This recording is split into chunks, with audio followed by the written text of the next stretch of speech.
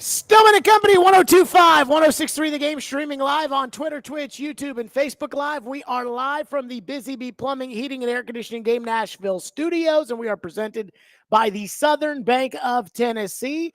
And the studios today, we are live out at Boombas. That's right, out here in Murfreesboro. Come on out, say what's up, and enjoy all of the NCAA tournament action. It is Thirsty Thursday out here at Boombas. Talls for smalls on draft beer all day. And then tomorrow it's Frozen Friday with $5 frozen drinks all day long. Also, Boombas has a late night special for pie and a pint from 9 o'clock until close. Eat, drink, watch at Boombas Pizza and Watch Bar.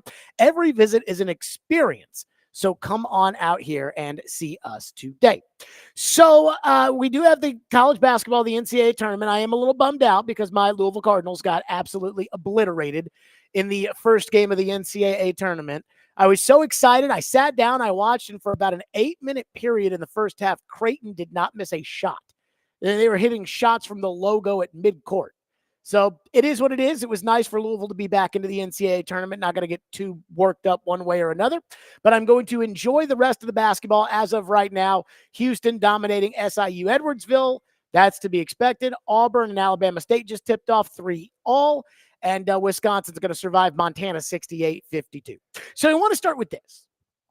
I want to start with the latest from Adam Schefter. And this is in regards to the Titans quarterback situation, which for me was decided the day that they decided not to go after Sam Darnold. Again, PK about 2 Wednesdays ago said, yeah, they're not interested in Sam Darnold. And I said at 2 o'clock that day, congratulations to Cam Ward. Meanwhile, here's what Adam Schefter said when it came to reading the tea leaves between what the Titans have done and what the Titans are going to do. This is from the Adam Schefter podcast. They did sign one quarterback. They signed Brandon Allen, the backup quarterback. Okay. So what that tells you is, look, Will Levis, we'd be surprised if he's the starting quarterback for Tennessee. So right now, the Titans quarterbacks, as we tape this, are Will Levis and Brandon Allen. And the fact that they only signed Brandon Allen and not one of these veterans like a Carson Wentz or a Jameis Winston or a Joe Flacco or whoever you want to trot out there in free agency, the fact that they didn't sign a veteran quarterback, an established, experienced, productive veteran quarterback, and they went out and added to their offensive line during free agency. That was the focus, bolstering their offensive line. That tells me that they are more inclined today to go Cam Ward quarterback at number 1. I'd be really surprised right now if Cam Ward is not the number 1 overall pick. Okay, so I hear that, and I think to myself about how, look, I've said that now for 3 weeks, but it means more, I guess, when it comes from Adam Schefter. Everyone thinks the Titans are taking Cam Ward. I think the Titans are taking Cam Ward. You think the Titans are taking Cam Ward. Adam Schefter thinks the Titans are taking Cam Ward.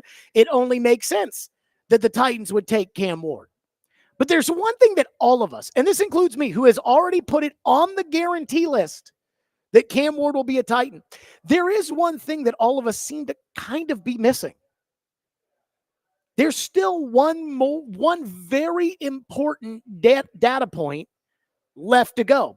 In football, the nerds, and I'm not talking about like the computer nerds that sit at their desk and crunch the analytics, but like the new wave of front office people and coaches, and they use this word. Again, I worked with an old school general manager for 5 years, never once heard the word touch point. But now if you listen to Mike Borgonzi or Brian Callahan or these guys that are under the age of 50, it's like, oh, yeah, this is a very important touch point here at the Combine. It's a very important touch point with the private workouts. A very important touch point with the 30 visits. A very important touch point. And there's one really important touch point that has not been addressed yet. And that is Monday's pro day in Miami for Cam Ward. Assuming the Titans haven't conducted a private workout with Ward to this point, and I assume that is the case because Ward has probably been preparing for his pro day, they have not seen him throw a pass in a workout setting. Again, didn't throw at the Combine, has yet, I assume, to have a private workout for them, and is not yet thrown at the pro day. Well, that's a big deal.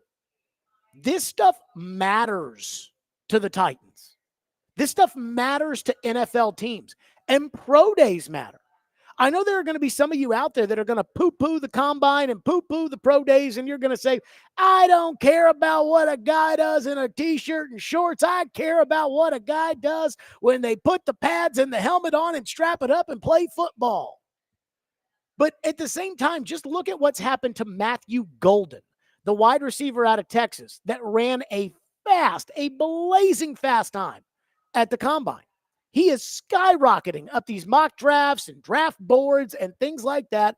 And then McMillan, the wide receiver out of Arizona, who a lot of people thought was going to go number 7, number 4, number 3, number whatever, McMillan has been dropping because he ran at his pro day and supposedly ran 4.55, which is just not fast. And I've covered a pro day before where a top pick quarterback went onto the field and was atrocious. And it was 2014, and Teddy Bridgewater was the quarterback. I was doing radio in Louisville at the time, and obviously it was a big deal. And I mean, the pro day for Teddy Bridgewater was just littered with head coaches and general managers. And that's actually where I met Ken Wisenhunt. And so in the media types and everybody. And I had Todd McShay, who was working for ESPN at the time. I had Todd McShay on the show in Louisville. And before the workout, Todd McShay said that Teddy Bridgewater and Blake Bortles were the two quarterbacks vying for QB1, and that Johnny Manziel had fallen behind those two at that point. And Teddy Bridgewater had a disastrous pro day. Disastrous. I had people very high up in the athletic department at Louisville that told me, even before the draft, yeah, he cost himself some money with how bad that pro day was. Yeah, it's scripted, but it doesn't mean it's perfect. And in this pro day, Teddy Bridgewater decided not to wear his gloves. Remember, he always throws with he didn't wear his gloves, and he was off, and he was bad. And he ended up going from the discussion that day of being the first quarterback taken, which, again, I believe Blake Bortles went number 3, number 4 in that draft, somewhere around there. Blake Bortles went into the top 10, and Teddy Bridgewater fell all the way to number 32. So now I wonder this question when it comes to Cam Ward and his pro day, which is every move you've made. Adam Schefter is right that it was obvious last Thursday when they signed Brandon Allen that they're taking Cam Ward. Because if you didn't think Cam Ward was going to be your starting quarterback, you would have signed somebody who, again, can start. He mentioned Carson Wentz. That's a good one. Jimmy Garoppolo. Jameis Winston. Again, I'm not talking about Sam Darnold, who I think is the only actual starting quarterback that was on the market, but just these Band-Aid guys that, hey, you know what? If you sign Daniel Jones for 1 year and $12 million, and then you draft a quarterback, well, Daniel Jones can be the backup. But if you don't draft a quarterback, Daniel Jones can start and you can live with it. But they didn't do that. They signed a pure backup quarterback. So my question for the Titans would be this. What are you going to do if Cam Ward bombs at his pro day? I mean, I keep thinking about, again, the touch point. Man, Cam Ward was great in the meetings at the combine. That's great.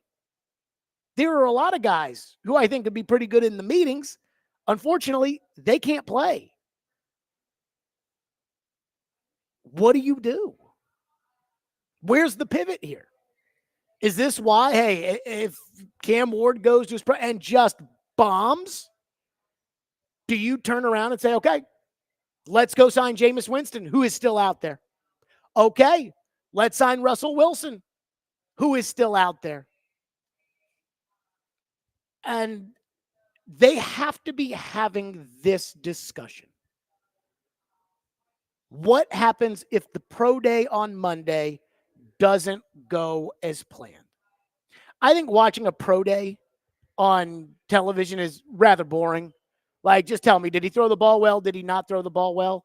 What it's really become is it's become programming for these conference TV channels. So the SEC network, if there's a big quarterback at Alabama or Georgia, or even when Will Levis was at UK, it's like the SEC network, the home of the pro day. Well, the ACC network is going to have coverage of Cam Ward's pro day on Monday. And I will be watching with bated breath because I think the pro day is the only touch point. Again, I love using that word. I hate that word. So, it's the only data point that, again, is open to the public that the Titans are going to actually see Cam Ward in action before they really have to truly make the decision of what they're going to do. Maybe they have a private workout with him. My guess is if the pro day doesn't go well, they'll have a private workout just to make sure. They'll probably have a private workout no matter what, but they'll want a private workout just to make sure if the pro day doesn't go well. But that's really the only question I think that remains. If Cam Ward has a great pro day, CJ Stroud had a great pro day. If Cam Ward has a good pro day, guess what? It's over. They're drafting Cam Ward. But you always have to be prepared for the contingencies. You always have to say, okay, what if? So I will be watching that pro day with bated breath on Monday because this is the only kind of opportunity for Cam Ward to maybe give the Titans cause for hesitation. So what do you do if it doesn't go as planned? 615-737-1025. That is our phone number. If you want to weigh in today, 615-737-1025. We are live out at the Boombas in Murfreesboro. So if you're just looking to come on out to the borough and just put it in your phone. Boombas, Murfreesboro, come on out and see us. We're right across from the rooms to go. Tons of great games to watch. Tons of excitement to be had. In fact, it's funny. I actually took a picture of the menu and sent it into my girlfriend because I was like, yeah, we're going to be ordering off the menu tonight from our fine folks right here at Boombas. 615-737-1025 is the phone number, 615-737-1025. And what about the trade market as far as Cam Ward's concerned? Adam Schefter will not let the idea of a trade at number one go. We'll get to that next. Stillman and Company, 102.5, 106 The Game.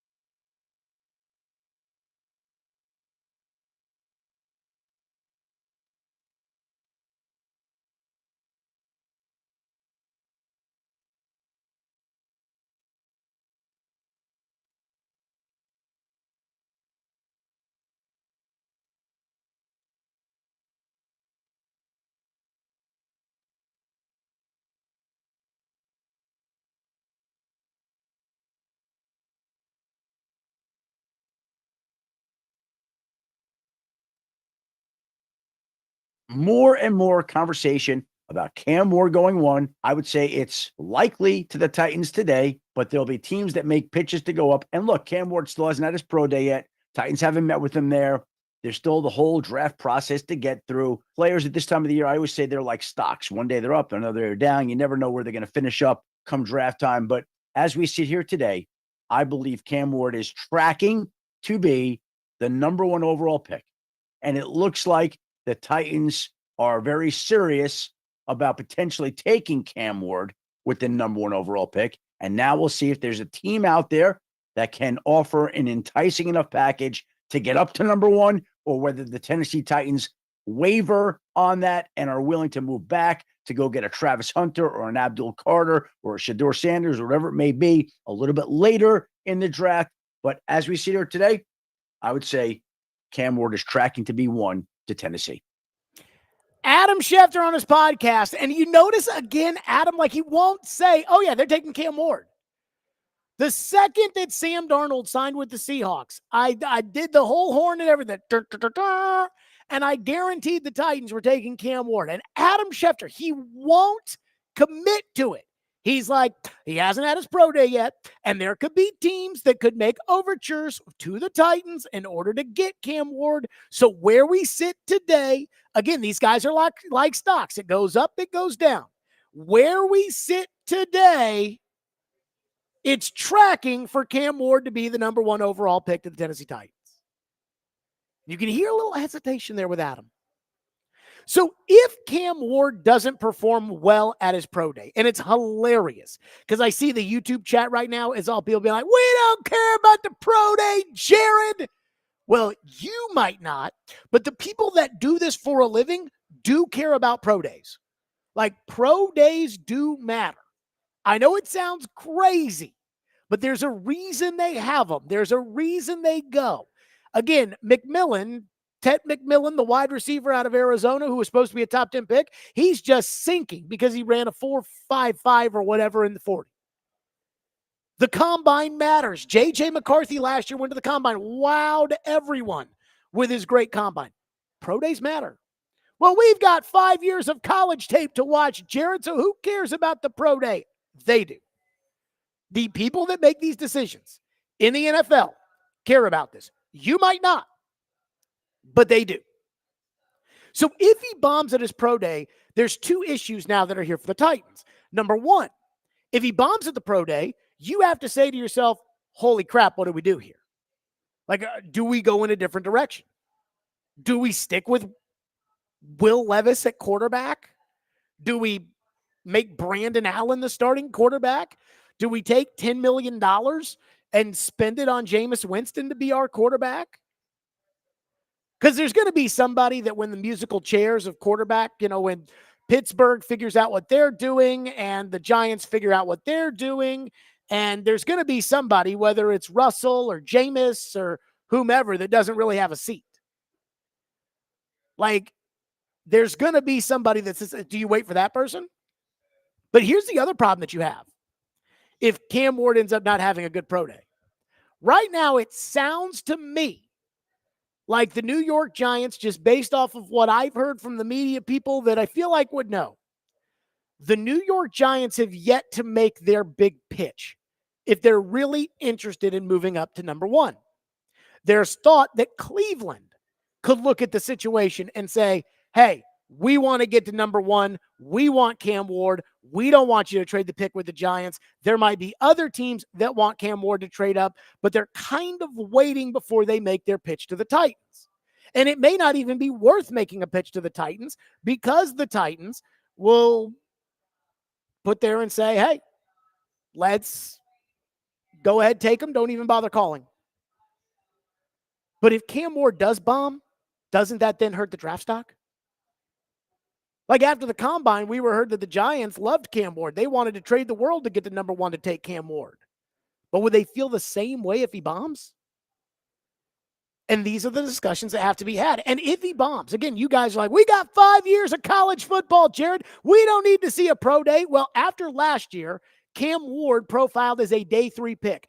Cam Ward accepted the invite to the East-West Shrine Bowl as an opportunity to maybe raise his draft stock a little bit.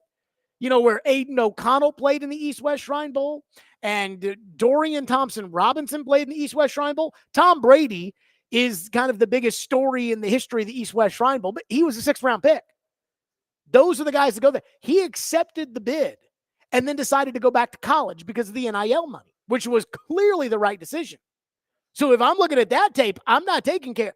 Pro day matters. I think the first step is if you really love Cam Ward right now, and it sounds like everything TD said was the meetings at the Combine absolutely won them over.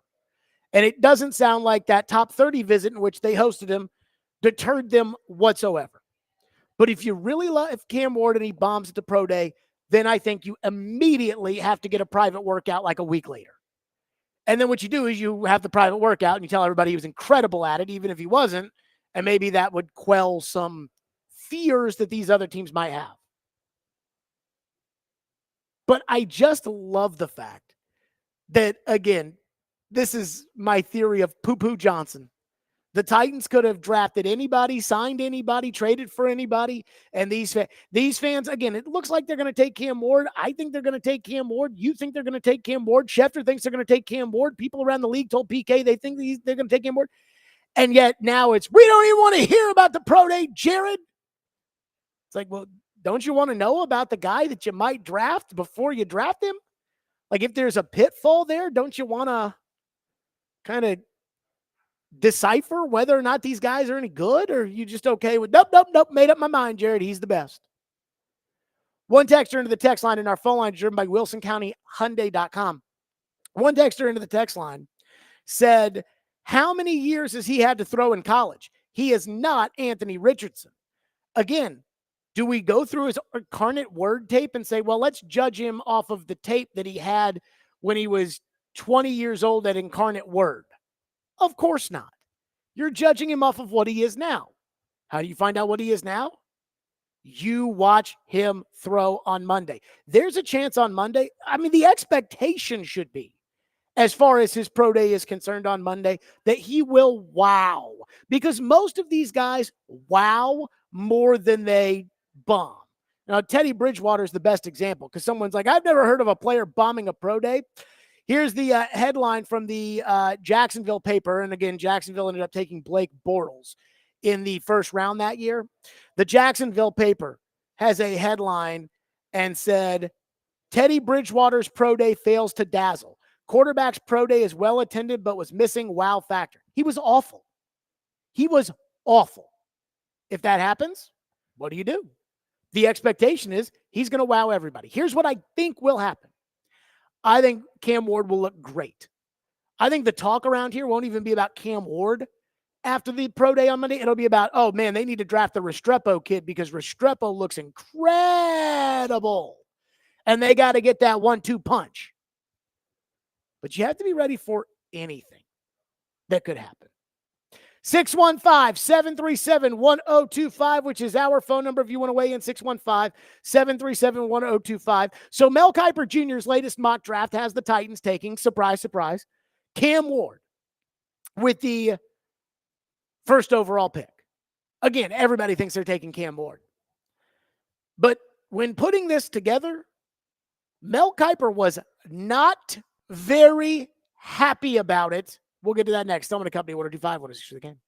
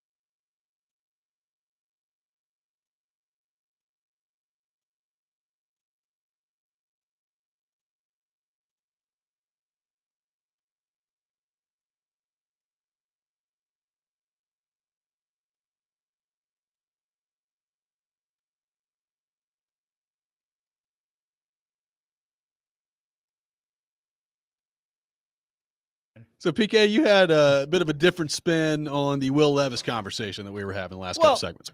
I mean, on the off chance that the Titans do roll it back with Will Levis, it's not because they think, oh, Will Levis is the magical solution to our thing, or Will Levis has earned more time. It's because they've decided that they're not going to address quarterback this year.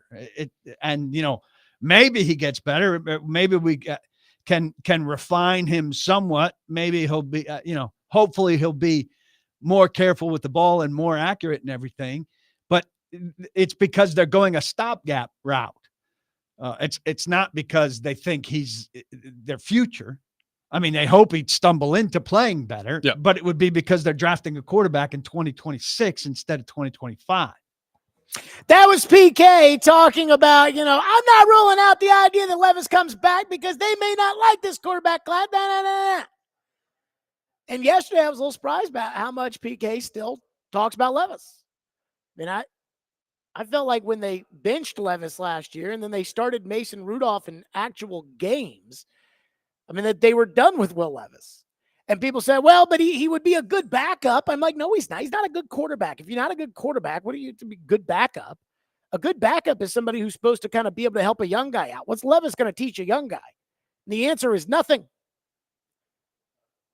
And so, look, I had hope for Levis, not a ton of it. I remember last year I said, hey, if you got to pick if you're in or you're out on Levis, if you have to pick one way or the other, which way are we going to go? And so you got to bet your house. Either he makes it or he doesn't make it. What do you think? And I was like, I think he makes it. And I was like, I'll bet against it.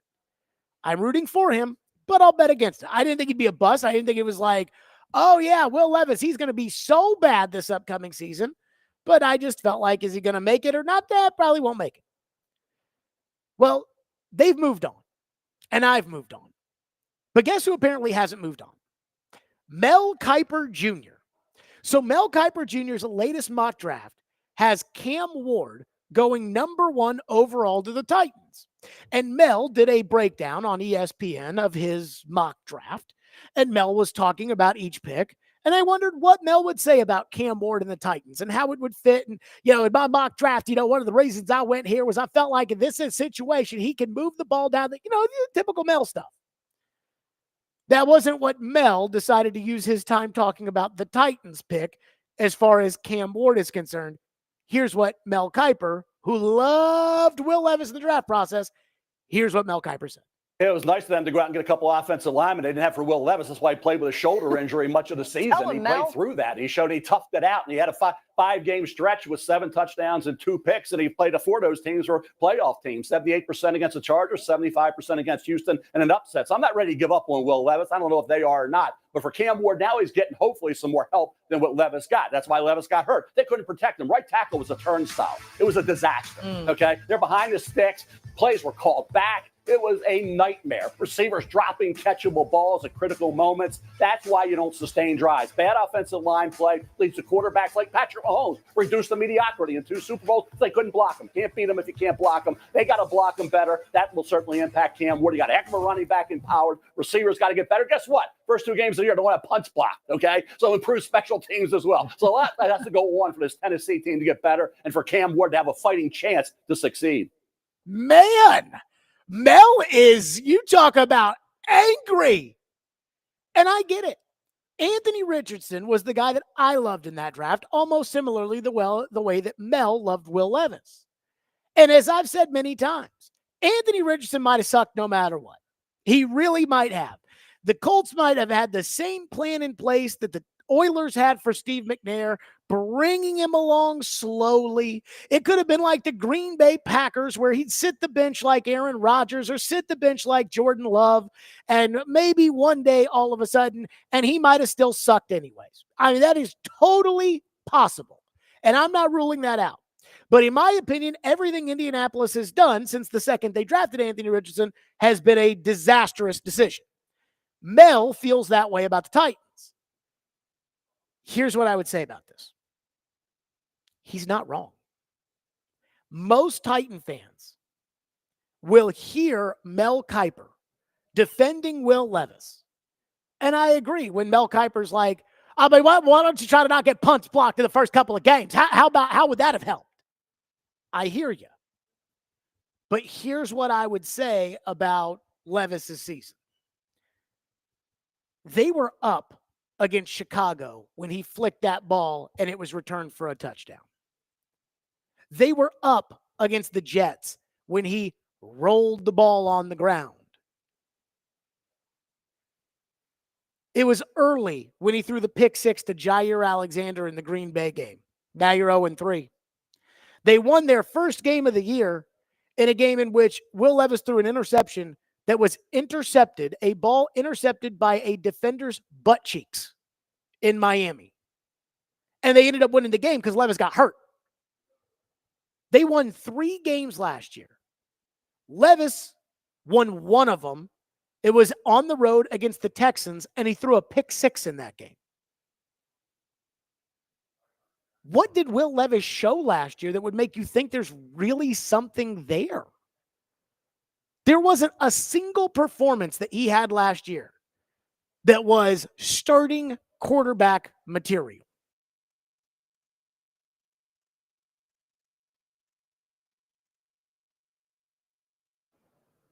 I see this and I'm like, I hear you, Mel, but at the same time, Will Levis, even given what he was given, which was nothing, and I think we ruined far too many quarterbacks in the NFL, he didn't do anything right last year. And a lot of the problems, again, some of them completely self-inflicted. It's not PT's fault that Will Levis flicked the ball backwards to the Chicago Bears. It's not Bill Callahan. It's not Bill Callahan's fault that he rolled the ball on the ground. That being said, I'm going to be honest. What worries me more than anything is when I hear Mel talk about the mistakes the Titans made last year or the mistakes they made when it came to Levis. Now, these were mistakes that I was saying all offseason, and you guys didn't want to hear it. I mean, I must have told that right tackle story every single day, and you didn't want to hear it. You said PT would be good enough to be able to get the job done. He was not. You guys didn't want to hear it. You wanted to hear about sunshine and rainbows and L'Jarius Sneed and all the free agent money and everything else. I talked about it. They don't have tight end. I'm worried that, again, the Titans are not going to be in a position for Cam Ward to be successful. Very few quarterbacks in my lifetime do not need other people's help to be successful. Tom Brady has talked about his own career and has said, how good was it for me that I sat as a rookie behind Drew Bledsoe? How good was it for me that I was coached by Bill Belichick and Charlie Weiss? Because he gets it. They had a very good offensive line when Brady got there. Veteran receivers like Troy Brown and David Givens and Terry Glenn and veteran guys. They had 2 tight ends, 2 veteran tight ends, Jermaine Wiggins and Christian Fourier, who both apparently happened to be on the radio in Boston. Like, they actually had a great defense, which was great for Brady because he goes into the Super Bowl, he throws for 150, and he's the game's MVP. Kurt Warner's throwing for 400 on the other side. Good thing they got a pick six. How important is that? I look at the Titans. Brian Callahan's on the hot seat. Is that good for Cam Ward? That, hey, there's a pretty good chance the Titans are going to fire the coach after this year. So you'll learn the offense, you'll learn the scheme, you'll learn the vocabulary, and then at the end of the year, we're going to fire him and hire Matt Nagy from the Chiefs. That's not setting your quarterback up for success. Again, I'm not on the same wavelength that Mel Kiper is when it comes to defending Will Levis, saying, I mean, you know, they think it's crazy that they just give up on Will Levis. I just think it's crazy. I mean, it's not their fault they got the punts blocked. It's not, you know, I get that. But Levis, that's yesterday's news to me. That's not today's news. Levis, I'm sitting here thinking, how do the Titans make sure that, because Mel's right, I mean, they did screw Levis. How do they make sure that they don't screw Levis? Or excuse me, Cam Ward, the same way they screwed Levis. And you'll say, well, Jared, they went out and got Dan Moore Jr., and that is a step in the right direction. I think what's crazy is the Titans spent $40 million and fixed 3 parts of their offensive line. I believe they fixed left tackle with Dan Moore Jr. Again, he's an average left tackle, but average is a whole hell of a lot better than what you've had around here. They fixed right tackle because J.C. Latham is a right tackle. And they fixed right guard because Kevin Zeitler's legit. So when it comes to the Titans, I do wonder, like, do they have enough in place? The thing that scares me, and I've said this time and time again, the thing that scares me is the tight end. You can convince me that when it comes to wide receiver that they can draft a guy, or that, Ridley and Van Jefferson, and they'll have to sign another person, but that would be enough to get by if you had a good tight end. But you don't. And that does worry me. 615-737-1025, which is the phone number, 615-737-1025. Dustin from Hopkinsville, Kentucky texts in. Our phone line is driven by WilsonCountyHonda.com and says, I just want them to keep Levis at quarterback. Trade back. No quarterback is a definite home run in this draft. Let's go after some of these almost guaranteed in the next draft. Trade back the first pick, build up the team for a quarterback to get next year. Worst case scenario, Levis still sucks behind a better line, and they get a high pick again. You kind of have to suck for a bit, not to stink anymore. Build a team, then draft the quarterback next year. I don't even know who the quarterbacks next year are going to be. Arch Manning's thrown 90 passes in his career, and you want to make him the quarterback? Again, let's see how Nico develops. And some of these guys will develop, and this time next year there will be quarterbacks. But it's not like we were talking a year out saying, yeah, this Kenny Pickett draft's no good, but next year, Bryce Young, CJ Stroud. That there is a difference. 615-737-1025 is our phone number, 615-737-1025. We'll get to some of your phones. Plus, we'll get a little update on the tournament as we are watching the games live out at Boombas out here again in Murfreesboro. Again, this is the spot to be. That's Stillman & Company, 615-737-1025. Hey, this week's Nationals Best Deal is from Streetcar Taps and Garden. Patio season is here. Enjoy great food, cold drinks, and fresh air on Streetcar Taps and Garden's covered patio. Get half off a $30 gift card now before they are gone at thegamenational.com/deals.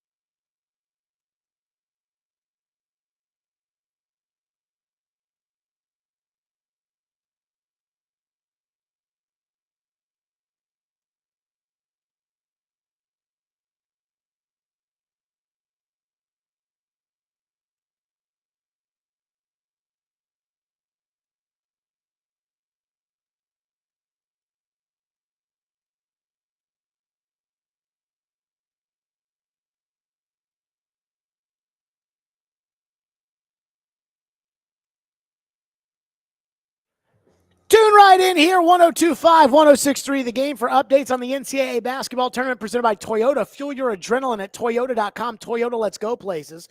Also brought to you by the newcumberland.com, Twin Peaks, and Bet365. As of right now, Auburn kind of sweating. Auburn up 32-31 late in the first half against Alabama State. Houston is not sweating against SIU Edwardsville, and Clemson trails McNeese State 10-6 early in that one. Louisville played the first game against Creighton and they lost. And many people have already said, ha, ha, ha, ha, Jared, what do you think about that?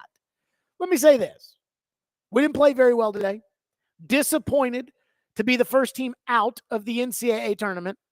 But at the same time, it's a lot better to be in the NCAA tournament and to be in the ACC championship game than it was the past 2 years when we won 8 games last season, and I believe 4 games the year before that. Now, if we make a habit out of losing in the first round of the tournament, I'm not going to like it very much. But right now, I feel very positive of the direction of where the program is, and I feel good about doing it without a sleazebag coach, which most of these guys apparently in this tournament seem to be. And it was tough when Rick Pitino was the head coach and you had to root for a sleazebag coach. Now you don't. And that's my tournament update. Again, brought to you by Toyota. Fuel your adrenaline at Toyota.com. Toyota, let's go places. And, of course, the newcumberland.com, Twin Peaks, and Bet365.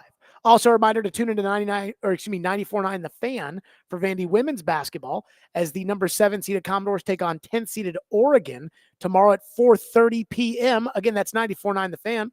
Pregame at 4:15. Coverage available on the 94.9 The Fan app and at 94.9thefan.com. And, of course, in our place tomorrow will be Vandy and St. Mary's right here on 102.5 and 106.3 The Game. Let's go to Trey, who is up next here on the Titans. Trey, thank you for calling and thank you for waiting. You go ahead. Hey, buddy, how you doing today? Good. Hey, I want to know, do you think Cam Ward physically and mentally is a better quarterback than Will Levis? And as Berduzzi has said and stated, Will Levis has a chance to compete for the job of quarterback. And do you think Cam Ward will be ready and physically able to lead the Titans into the future? And you have a good day, buddy. Thank you. Love you. All right. On Instagram. Yep, thank you.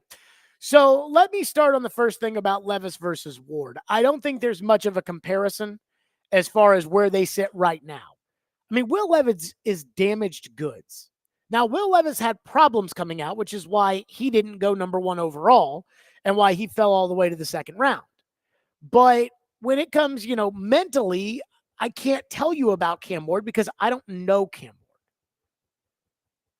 Ward. When it goes to the idea about, hey, Mike Borgonzi said that Levis will be able to compete, and that's what they always say. The Steelers said, now this time last year, Kenny Pickett had been traded, but before they traded Kenny Pickett, which happened on the Friday of the SEC basketball tournament, Mike Tomlin had said that they were going to bring in a veteran quarterback to compete with Kenny Pickett. And because of that, I'm like, okay, well, you don't keep the young guy around. The young guy that you don't want anymore, you don't keep him around. And there will be somebody out there that will trade for him. Again, they won't trade you anything good, but they will trade you. And it's not as simple as, oh, yeah, I'd do it for a 6th round pick. What happens is, you've got 2 picks in the 4th round. Everybody knows you don't have a pick in the 3rd round and that they desperately would like to get back in the 3rd round. You trade Will Levis plus one of your 4th rounders and you get back a 3rd rounder. So you're just moving up spots in the draft, but you're moving into the 3rd round. That's the kind of trade that the Titans are going to make. And they're going to get rid of Will Levis. And as far as is Cam Ward ready, I don't know the answer to that. I would say that he's played enough football that I would feel confident of saying, okay, put him out there. Now, he's still going to have to learn on the job, and he's still going to have to grow. But I would feel a little bit more comfortable with Cam Ward than I would with somebody who's, again, like Anthony Richardson was 20 years old when he came out and played 1 season in college. That I would have a hard time with. One texter said, Will Levis played well against Minnesota. Other than that, still ready to move on. And in that Minnesota game, it wasn't like Levis threw for 400 yards. That's what franchise quarterbacks do. Baker Mayfield has games where he throws like that. Again, you all think Sam Darnold sucks. Sam Darnold had 300-yard passing and threw for 4,300 yards last year. Levis had none of those performances. As we all remember, when Corey Curtis said on the preseason broadcast about Levis throwing for 4,000 yards, he thought it would be a slam dunk, which was amazing to me. One texter says there is not a team in the NFL stupid enough to trade for Will Levis. There's an NFL team that traded last year for Desmond Ridder. Will Levis is not the worst quarterback in the history of the NFL. In fact, again, we've played the cut where Mel Kiper just blames the Titans for everything and not Levis. And there's probably a team out there or a guy that was a director of player development on a team that looked at a quarterback, Carolina, for instance, that was with the Panthers in 2023 when Levis came out. So, hey, kind of like what Levis does a little bit. And all of a sudden they're like, yeah, we can get Levis by trading from 93 to 103. And we get Levis to be our backup quarterback for an established veteran. Sure, go ahead, do it. Why not? That's what they're going to do. Levis will not be on the team. If Cam Ward's a quarterback, Levis will not be on the team. The only way Levis is on the team is if the Titans decide, hey, we really don't want Cam Ward. We're holding out hope that next year's quarterbacks will be better. We're going to give Levis a shot behind a better offensive line because why not? We're going to trade the pick for a massive haul. And that even when they lose, Titan fans will say to themselves, hey, it's okay because we've got the Giants' number 1 pick next year too, and we're building up the team and so on and so forth. That's the only way. Anything else? No way. 615-737-1025, which is our phone number if you want to weigh in. That's 615-737-1025. So Vanderbilt plays tomorrow in the NCAA tournament against St. Mary's. They are not favored. It will be a tough game for them to win. But they are playing with house money, and there is something about tomorrow's game and this tournament that I actually believe could happen. I think that's the way to say it. We'll get to that coming up next. 615-737-1025. And speaking of that Vandy game, tune in right here. 102.5, 106.3. The game is Vanderbilt, the 10th seeded team in that region, takes on the 7th seeded St. Mary's tomorrow at 2:15. The pregame show starts at 1:45, and coverage is also available on the 102.5 The Game app and at thegamenashville.com.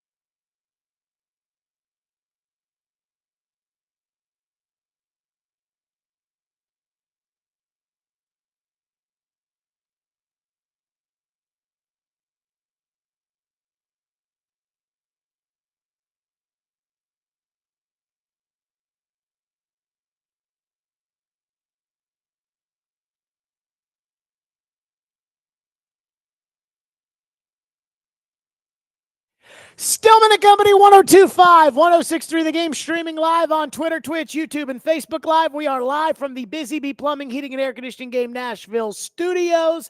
That is Boombas out here, craft pizza and tap house out here in Murfreesboro. That's right. We're here in Murfreesboro. We're hanging out all day until 6 o'clock watching the games. It's Thirsty Thursday, which means talls for smalls on draft beer all day. And then tomorrow is Frozen Friday with $5 frozen drinks all day long. Also, Boombas has a late night special for a pie and a pint from 9 o'clock until close. And tomorrow, 102.5 The Game will be out at the Boombas location in Spring Hill. So come and enjoy award-winning pizza, handcrafted beverages, and prizes, and watch the basketball games all right here where I'm sitting right now. In fact, this isn't even the spot that they set up for me to be. I just decided to take it because I've got a giant wall of all 4 televisions with all 4 channels that have the games and all the games in front of me. Kind of shocked that McNeese State is just beating the crap out of Clemson 23-8. By the way, David Jane's in for Ian. Is that no longer McNeese State? Is that like Memphis that used to be Memphis State forever and now it's just Memphis? Has McNeese dropped the state from their name? Yeah, I think so. Yeah. I think they just started doing it this year. So they used to be McNeese State, but now they're just McNeese. Yes. Got it. So we'll keep an eye on all of that. We are presented by the Southern Bank of Tennessee. Tomorrow, we are not on the air because Vandy basketball will be on the air back in the NCAA tournament for the first time since 2017. And they are not favored against St. Mary's tomorrow. St. Mary's is A, the higher seed, B, favored by 4.5 points. And it should be noted that Vandy has lost 3 in a row, including to Texas, who has already been eliminated from the tournament and is reportedly going to move on from their coach. And yet at the same time, let me say this. I think Vanderbilt has a truly golden opportunity. They are playing with absolute house money. Again, nobody is sitting there. Not that people aren't expecting Vandy to win. It's not like, oh my God, did you see that upset? Vanderbilt beat St. Mary. It wouldn't be that way if Vanderbilt wins. But if they lose tomorrow, everybody will look at Mark Byington's first season at Vanderbilt as an unmitigated success. 20 wins in this brutal SEC and the return of Memorial Magic and the wins over Kentucky and the win over Tennessee and all the great moments this season. And it'll say this was his first year. But imagine now that he's established himself and established a culture and they've got more NIL money and here they go. And that's great. But that's not going to move the needle in this town. That will move the needle amongst Vanderbilt fans. Vanderbilt, and they have not, until recently, openly cared about this, but Vanderbilt's got to start to connect with people outside of the Vanderbilt bubble. I grew up here, and by growing up here, I was a Vanderbilt fan. I remember when Woody Woodenhofer was the football coach and Greg Zolman was the quarterback. But most people that live here now didn't. And most people here are not Vanderbilt fans, which is why a run in the NCAA tournament, which does seem a little hard to fathom because they would draw Alabama in the second round, and Alabama kicked the crap out of them earlier this year. But a run in the NCAA tournament, Vanderbilt getting to an Elite Eight, for instance, would be the absolute shot in the arm that this athletic department needs in this city. Vanderbilt, and I'm not going to sit here and tell you nobody cares about Vanderbilt because that's not true. Vanderbilt does have a loyal fan base. They've been rolling with Vandy for 50, 60 years. My old neighbors, great people, love Vanderbilt through and through. But as far as the new fans, all these people that have moved to town over the last decade, Vandy hasn't really touched them one way or another. Now, I've already apologized to Vanderbilt because I never thought they'd spend the money on the facilities that they said they were going to spend. And I have to give them credit because they are spending NIL money. And with the spending NIL money and with the building new facilities, they are winning more than we're used to Vanderbilt winning. Again, they beat Alabama in football. After all those years of Jerry Stackhouse losing and them saying, well, there's nothing else you can do anyways. Here comes a new guy. He wins 20 games right away. That Vandy women's program had been awful for like 20, well, not 20 years, 15 years. As Melanie Balcom stopped trying hard, and then Steph White was in over his head. And now they're playing in the NCAA tournament tomorrow. So I give Vandy credit for that. But this is Nashville. And again, most people in Nashville are not Vanderbilt fans. Now, they don't hate Vanderbilt, but they don't root for Vanderbilt either. And Vanderbilt has a unique spot where people could get behind them as a second team because, hey, look, I'm an Auburn fan. Hey, look, I'm an LSU fan, but I live in Nashville and I like what Vandy's doing and they're fun to watch and I can get behind them. That does exist. And what happens when you do something like that is they eventually become your first team. I don't exactly know how that happens, but when the Oilers first moved to town, people were like, well, I'm not an Oiler fan. I'm a Pittsburgh Steeler fan. I'm an Oakland Raider fan. I'm a San Francisco 49er fan, a Dallas Cowboy fan. And the Oilers' perception at the time, they said, hey, that's fine. Get season tickets. And when Pittsburgh comes to town, root for the Steelers. But for the other 7 games, root for us. And because the Titans went to the Super Bowl that first year, by the end of that, I don't think anybody was a Steeler first fan, Titan second. I think those people became Titan fans. And if Vanderbilt keeps putting the money into NIL and keeps getting good players, maybe one day that could happen. I think it would take a lot of winning, a lot more than one tournament run, but that could happen. But Vanderbilt understands this. And I think that the Vanderbilt of the past would have struggled to openly embrace this kind of new mentality that they have. Candace Lee came on our show when they opened that brand new Huber Center a couple of months ago. And I think she said it without saying it.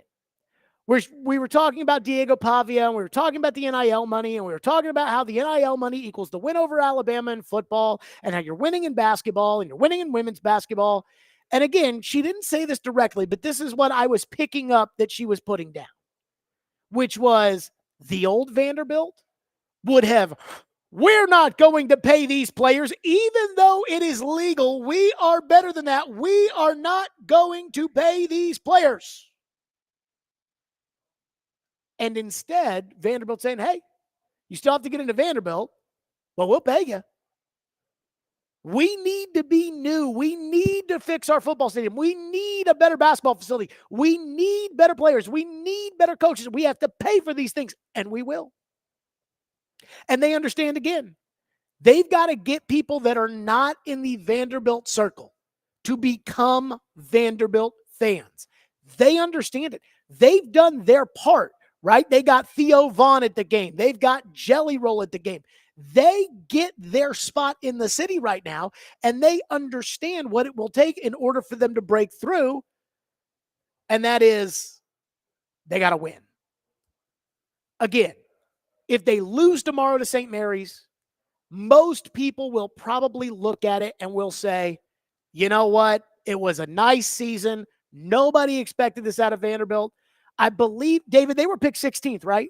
In the SEC preseason? Yes. Picked 16th in the SEC preseason. Nobody expected it. They made the tournament. Mark Byington seems like he gets college basketball. He clearly understands what it will take.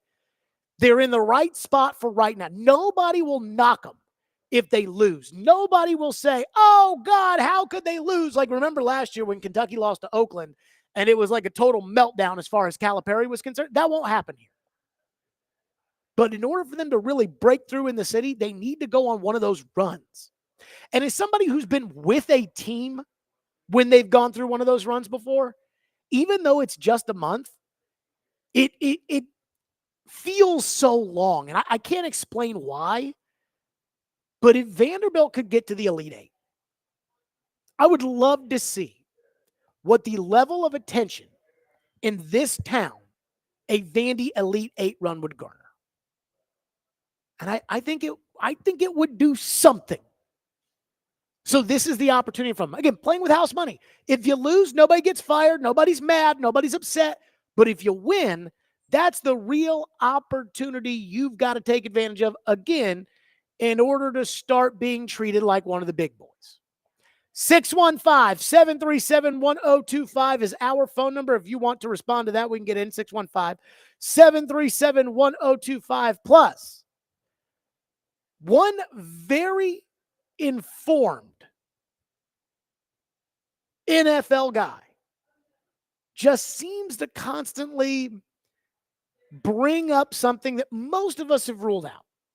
We'll get to that coming up. Stillman and Company, 1025, 1063 The Game.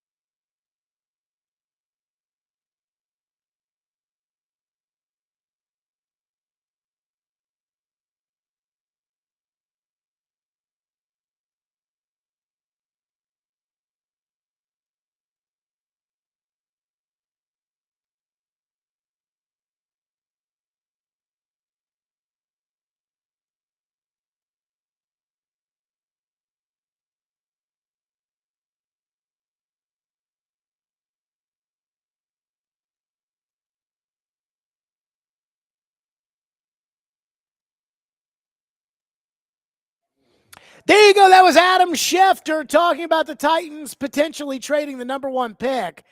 And it feels like Schefter is not the only one kind of saying this. Daniel Jeremiah mentioned in his mock draft. PK yesterday on Robbie and Rex Road, he kind of mentioned it, saying that Cam Ward at 1 is not set in stone. But this is now, David, what would you say, the third time that Adam Schefter's gone out of his way to say, it looks like they're taking Cam Ward, but I think we ran a cut on Monday of him saying, hey, all signs look to Cam Ward, but the Titans could punt on this year and trade the pick. And then he said that cut that we played right there about how, teams haven't David, if you could, the one where Schefter, where he was talking about Cam Ward not having a pro day.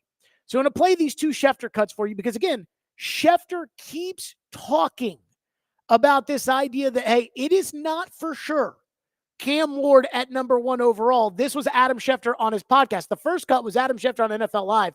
This is Adam Schefter on his podcast, again, talking about perhaps there could be a trade in the works. More and more conversation about Cam Ward going 1. I would say it's likely to the Titans today, but there'll be teams that make pitches to go up. And look, Cam Ward still hasn't had his pro day yet. Titans haven't met with him there. There's still the whole draft process to get through. Players at this time of the year, I always say they're like stocks. One day they're up, another they're down. You never know where they're going to finish up come draft time. But as we sit here today, I believe Cam Ward is tracking to be the number 1 overall pick.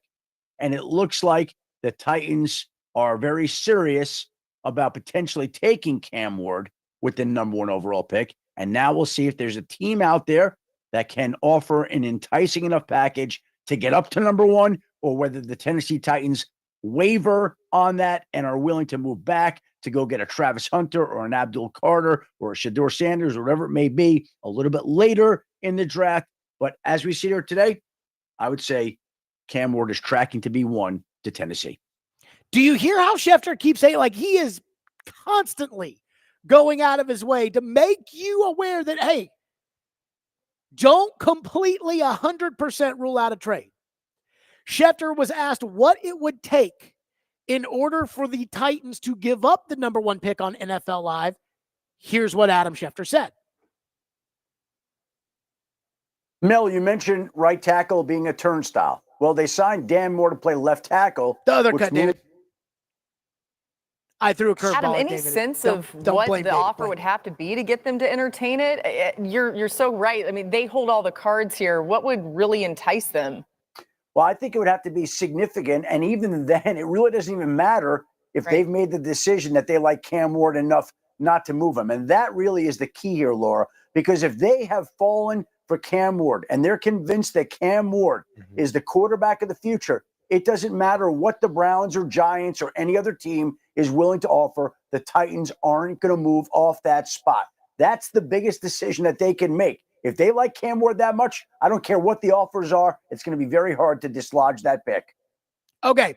Now that's just common sense right there. But again, Adam keeps hinting like, hey, it's tracking, but PK again saying it's not set in stone. What I think is going on here is the Titans are privately telling people, again, we joke about Kaharski, we call him BNN, the Brinker News Network. The Titans are probably telling people like, yeah, we haven't made up our mind that Cam Ward's our pick. They're not telling people, hey, we're trending in that direction to take Cam Ward. They're not saying that. But I think what they're doing is they're telling everyone like, we haven't made up our mind. So when Brinker or Borgonzi tells Kaharski and tells Schefter, hey, we have not made up our mind on this. Like, just trust us right now. We haven't made up our mind. The reporter's job is to report. So the reporter has been told that they don't make up their mind. But again, you look at the moves that were made. Were the Titans interested in Sam Darnold? No. Do the Titans have any interest in Aaron Rodgers? No. Were the Titans interested in Russell Wilson? No. Titans interested in James Winston? No. Titans interested in it? No, they're not. Geno Smith? None of these. They're not interested. They signed Brandon Allen. Again, the guy who was the backup quarterback to Joe Burrow with Brian Callahan in Cincinnati. That's who. So again, all of the actions, and again, we talk about the duck theory. If it looks like a duck and it quacks like a duck, and then it's probably a duck. All of the actions are telling us, hey, they're taking Cam Ward number 1. But at the same time, they're telling Schefter, they're telling PK, they're telling, and I assume they're telling, I don't know for sure that they're telling, but these sentiments from the two are very similar. They're telling them, hey, we haven't made up our mind yet. I mean, let me ask you guys a question. Let's say Chad Brinker came on the show. And I said to Chad Brinker, Chad, have you made up your mind on Cam Ward at number 1? Now, you guys know as well as I do, he would not say yes even if they have. Well, what are we supposed to believe? Are we supposed to believe what he's telling us? I mean, I read a story today. Well, I didn't read it. I heard about it from Vingan in The Athletic that Barry Trotz is telling one of these reporters at The Athletic, like, hey, we might be worse next year than we are this year. I'm like, those aren't the conversations I'm having with Barry Trotz, the ones on the air. I mean, what are we doing? So I keep saying that when it comes to this situation, I would just keep an eye on the pro day. The Titans are telling people, I believe, that the Titans are telling people we're not ready to make a decision. And thus the people they're telling, like Adam Schefter, then turn around and say, well, they haven't made a decision, because that is what he is being told. And maybe it's true. Maybe the Titans do want to see Cam Ward in the pro day. One of my favorite things is, if you remember, before the combine, all the talk around here was about Abdul Carter and Travis Hunter, and the idea that the Titans probably want to trade the pick. They probably want to pass on the quarterbacks this year. They're not put in a position where they have to take a quarterback. Cleveland has to take a quarterback because they're already paying a quarterback $46 million. The Giants have to take a quarterback because they can't sign Sam Darnold. He's already been in New York. And they can't sign Aaron Rodgers. He's already been, although they're trying to sign Aaron Rodgers. They can't sign, they have to take quarterback. So these two teams may jockey for position on Cam Ward, but Tennessee, they seem more like Abdul Carter and Travis Hunter.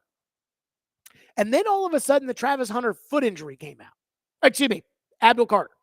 The Abdul Carter foot injury came out. And I said that day, I'm like, I'm worried. I'm worried. And the people, Jared, it doesn't matter. It's just a toe injury. He'll be fine. Everybody kept saying that. And I'm like, I'm just telling you guys right now, this may not be a big deal to you, Joe Rexrode, but I used to work with Floyd, and it would have been a massive big deal to Floyd. Massively big deal. And immediately after that, it feels like we haven't heard one peep about Abdul Carter. So when it comes to the pro day, which again, people earlier today in the show were like, oh, who cares about the pro day, Jared? I'm like, NFL people care about the pro day. Maybe the Titans aren't ready to tell Schefter, and they're not ready to tell PK, and they're not ready to tell anybody that they're going to take Cam Ward because they want to see how he does in the pro day. So just keep that in mind.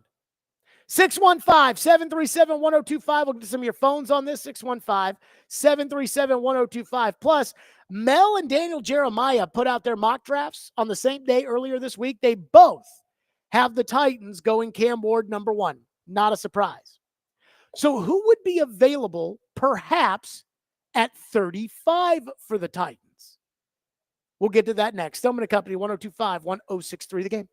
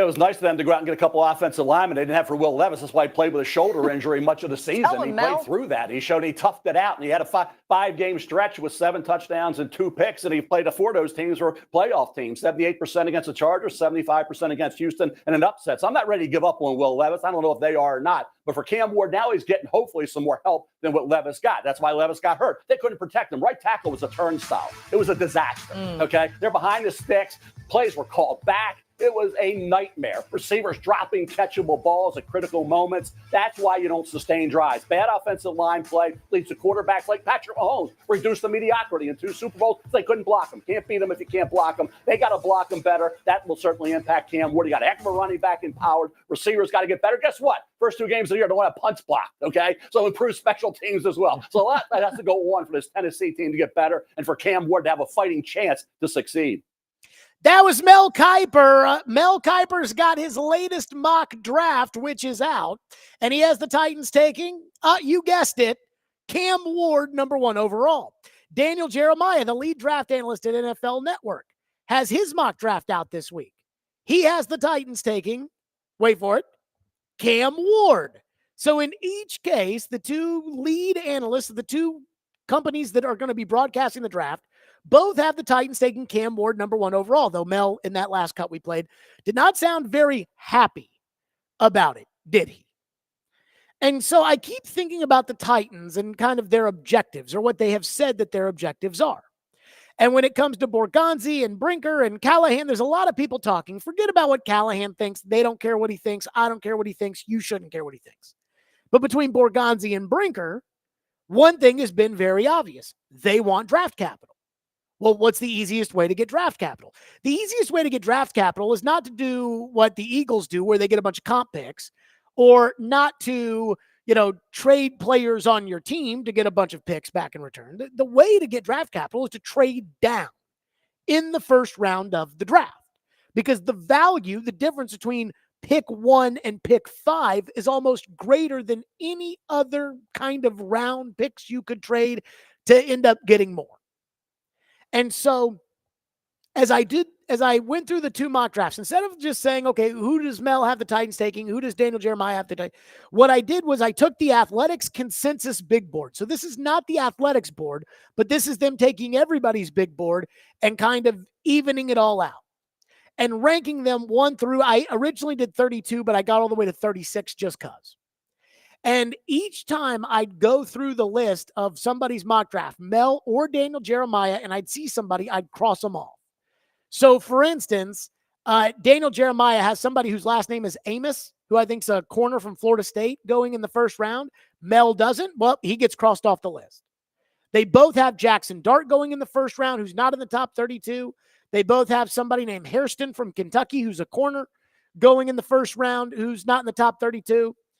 But I wanted to see who, again, between the 2 draft gurus, who is not making it into the first round?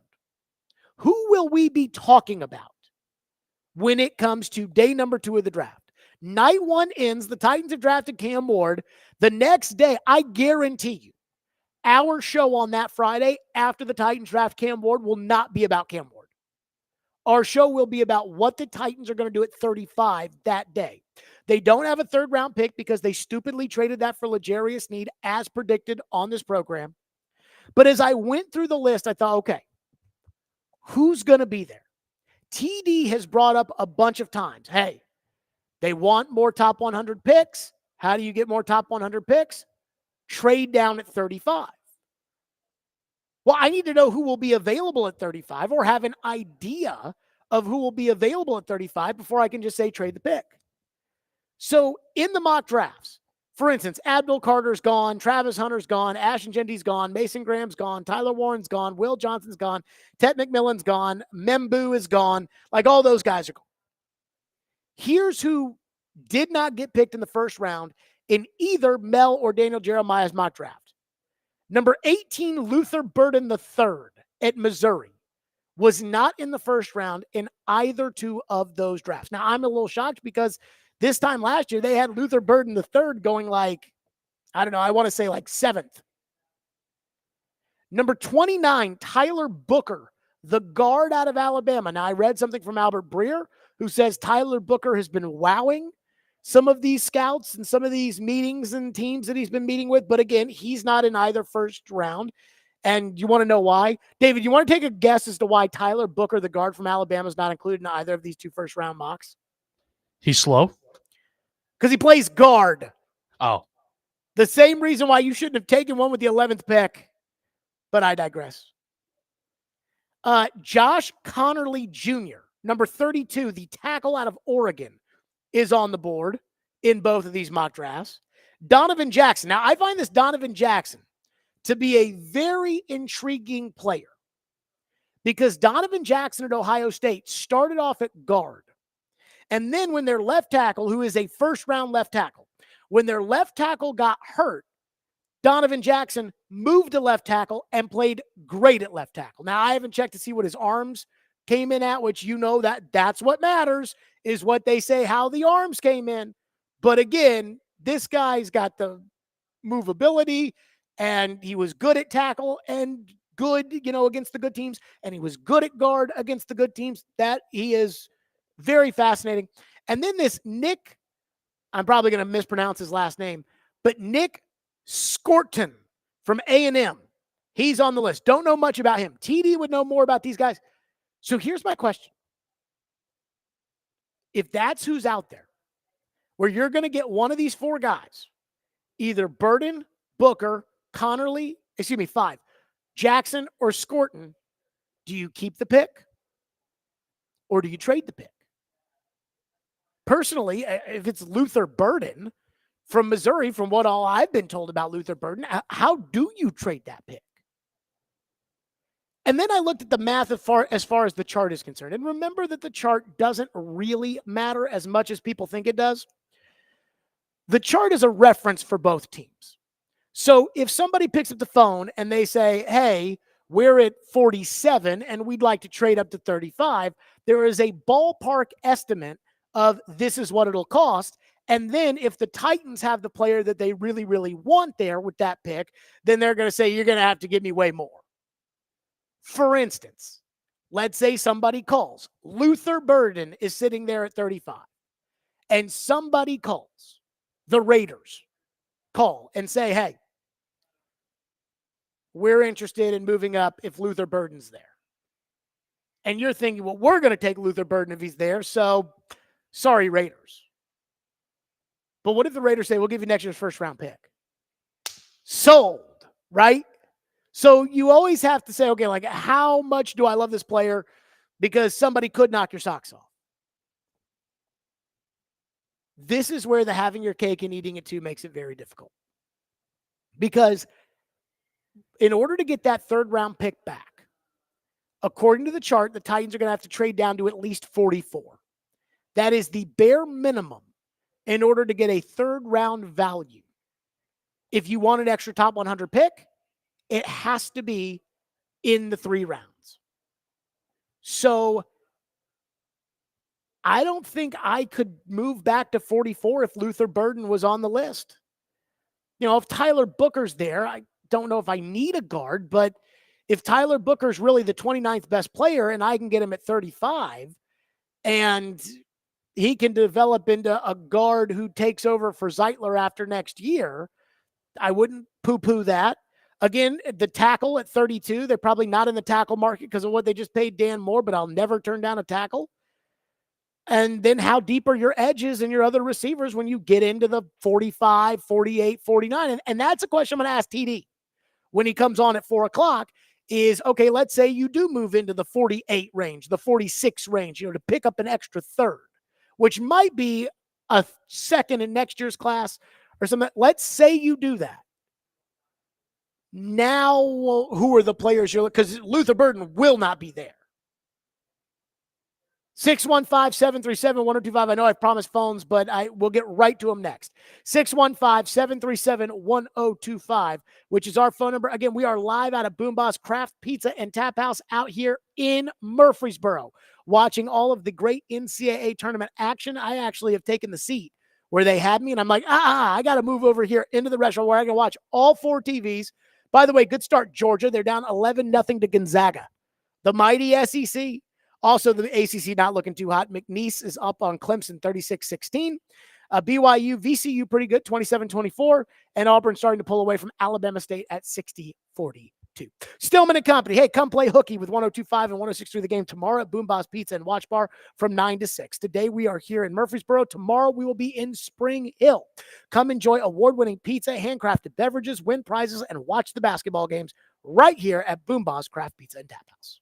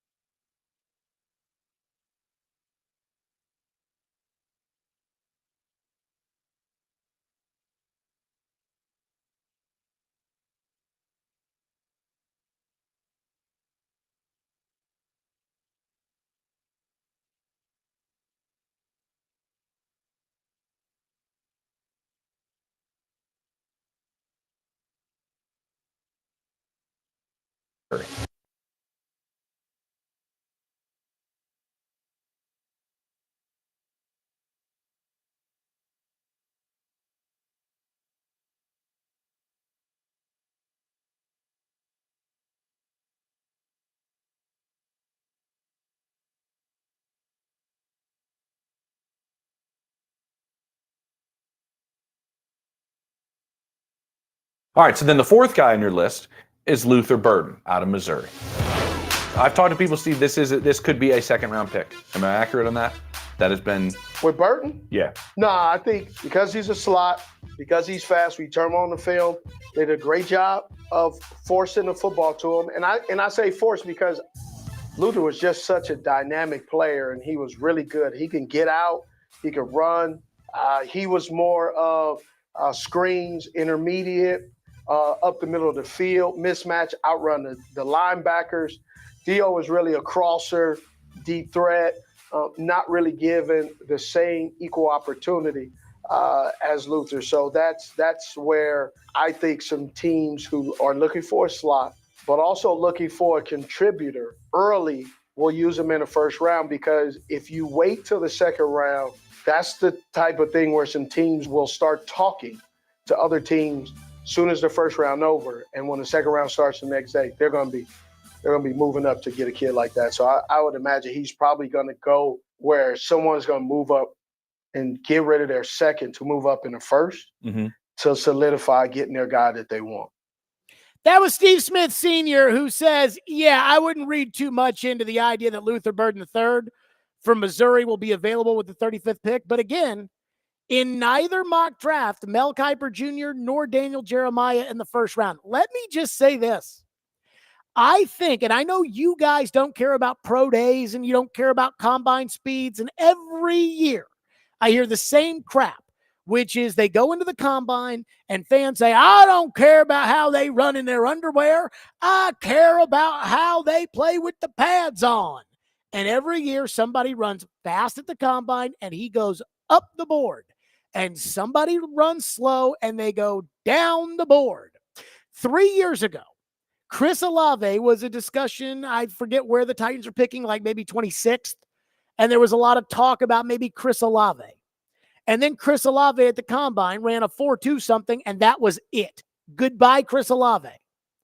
Treylon Burks, who was viewed in most of the mock drafts around 12, 10, somewhere, he ran a 4.55. Goodbye, Treylon Burks. From the top 10, top 15, he starts to fall down. So when I see that the agent says that Ted McMillan at Arizona ran a 4.48, which would be faster than A.J. Brown's 4.49, and then the scouts telling the insiders, no, he ran a 4.55 or a 4.54 or a 4.58, I'm like, yeah, Ted McMillan is going to fall. I think Matthew Golden, who ran fast at the combines, the first receiver off the board, I think he goes in the top 10. I know the mock drafts don't have him there. He's the consensus ranked 23rd player in the draft. Again, I think Golden goes in the top 10. I think Burden will be the second receiver taken, and he'll be taken ahead of McMillan because of that 40 time. Whether or not that's right, that's just what I think is going to happen. But you got to prepare for all outcomes, and I'll just say this. If Luther Burden is there at 35, he is a slot, he is fast, he is productive. I almost think you have to take him if you're the Titans. Like, that's the perfect guy. Hey, Luther Burden and Cam Ward. The same way that the Colts took Andrew Luck and then the second round took T.Y. Hilton. If Luther Burden's not there, then we can start talking about trading back. But I do expect Luther Burden to go in the first round. And I think McMillan will go in the first round too.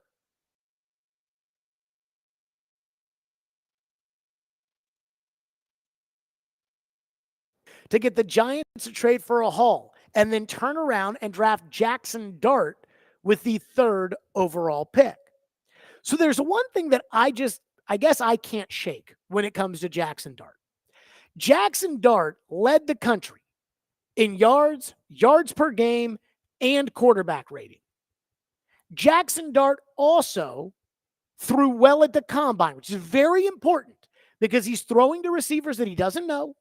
And because, again, the biggest knock on him is, well, those receivers are so open in Lane Kiffin's offense, anybody would be accurate throwing to those guys. And there is some truth to that. But Jackson Dart, at the Super Bowl, we had Sam Brookhouse on from Sumer Sports. And he's their kind of analytics nerd and their draft analyst. And Sam Brookhouse came on the show and said, the analytics do not like Cam Ward, and the analytics do not like Shadur Sanders. The analytics, he goes, like Jackson Dart. Jackson Dart had a good Senior Bowl. He had a good combine. Again, led the country in passing. I'm not here to poo-poo Jackson Dart. I need to watch more tape on him. He played in the SEC, so we know he can take on competition. He beat Georgia. I am not ready to poo-poo Jackson Dart. And again, not that this worked out for the Giants, but I remember in 2019 when they took Daniel Jones at 6 and Mel Kiper Jr. labeled them a loser, saying they could have waited until 17 or should have waited until 17 to take Daniel Jones. And Floyd said to me, he goes, if you see a guy as your quarterback, you take him. Like there's no, well, we got to wait till no, he's your quarterback. You take him. Which is why I kept saying with the Levis thing, like they took a guard over him. So I just keep that in mind.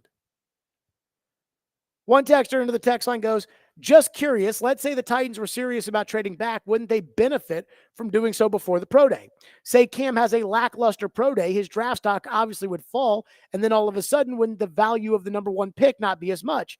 In which case, I would assume that they would just take the best player on the board because I can't imagine them getting a bag of balls for the number 1 pick at that point. So I think it's like any stock, right? If Cam goes to his pro day on Monday and lights it up, then aren't we saying, okay, well, now the price just went up? If Cam has his pro day and he has a Teddy Bridgewater-like pro day, which was awful, then the value of the pick probably goes down. Craig says, Mel Kiper Jr. not ready to give up on Will Levis is wild. Talk about having a chubby for somebody. Let me just, in defense of Mel's take, and to a certain extent in defense of Levis, aren't they kind of right? Like, I'm not saying run it back with Levis because Levis contributed to how awful things were, but aren't they kind of right? Didn't they kind of put Levis in a bad spot? I mean, again, we don't even know if Brian Callahan can coach, and they made him the coach. And that's just one thing. They didn't have a right tackle. Again, I think they should have upgraded at tight end. You know, there's a lot that they did that I don't think helped Will Levis. But that doesn't mean that I want to stick with Will Levis. That's just the point that I think Mel was trying to make. One texter says, what if James Pierce Jr. from Tennessee is available? Do they take him instead of wide receiver Luther Burden? According to the consensus big board, Burden is 18, Pierce is 19. First of all, I don't think either are going to be available. But personally, I think I would take Burden. Because I think about Ridley and Burden, and Cam Ward now has people to throw to. I've got a line for Cam Ward. I've got a running back for Cam Ward. Now I've got 2 guys for him to throw to. That's what, again, I would do if I was in that spot. TD will join us next. He is in the studio for the TD Power Hour. And how important is Cam Ward's pro day? Again, Schefter will not commit. Leaves a little bit of daylight to the idea that the Titans aren't for sure taking Cam Ward. Same with PK. What does TD make of it? We'll do it next. Stillman & Company, 102.5, 106.3 The Game.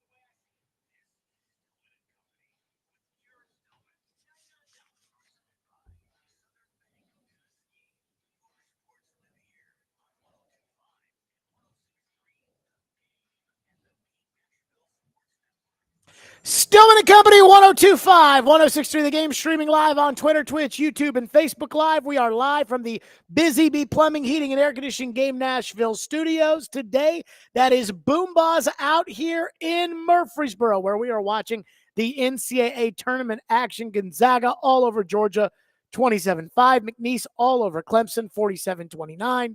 Auburn kind of doing their thing, pulling away from Alabama State. They're up by 19 with 4:23 to go in the game. And BYU comfortably up 39-28 on VCU at the half. So make of that what you will. Come on out, see us out here at Boombas Craft Pizza and Tap Bar in Murfreesboro today, Spring Hill tomorrow. Eat, drink, watch at Boombas Pizza and Watch Bar. Every visit is an experience and a delight in award-winning gourmet pizzas along with their selection of handcrafted beverages, and get swept up in the thrill of the tournament. We are presented by the Southern Bank of Tennessee. TD is here for the TD Power Hour. Teron Davenport from ESPN.com. TD, how are you? What's going on? Oh, you acknowledged me. Okay, it's good to be acknowledged.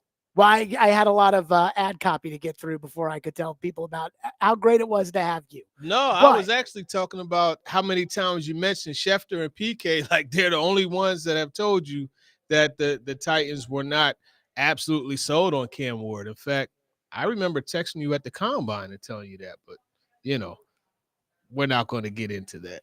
Okay, so let's start there, which is the daylight that Adam Schefter just keeps leaving open every time when it comes to Cam Ward. I mean, last week we were talking about it when they signed Brandon Allen, and you were like, yeah, just go turn the card in. But it seems like the Titans are, when they're talking to people, and probably talking to you about this too, they're leaving a little daylight there that they may not take Cam Ward. What do you make of that? Well, the little daylight is if a trade offer comes to them that is one that just knocks them out the park.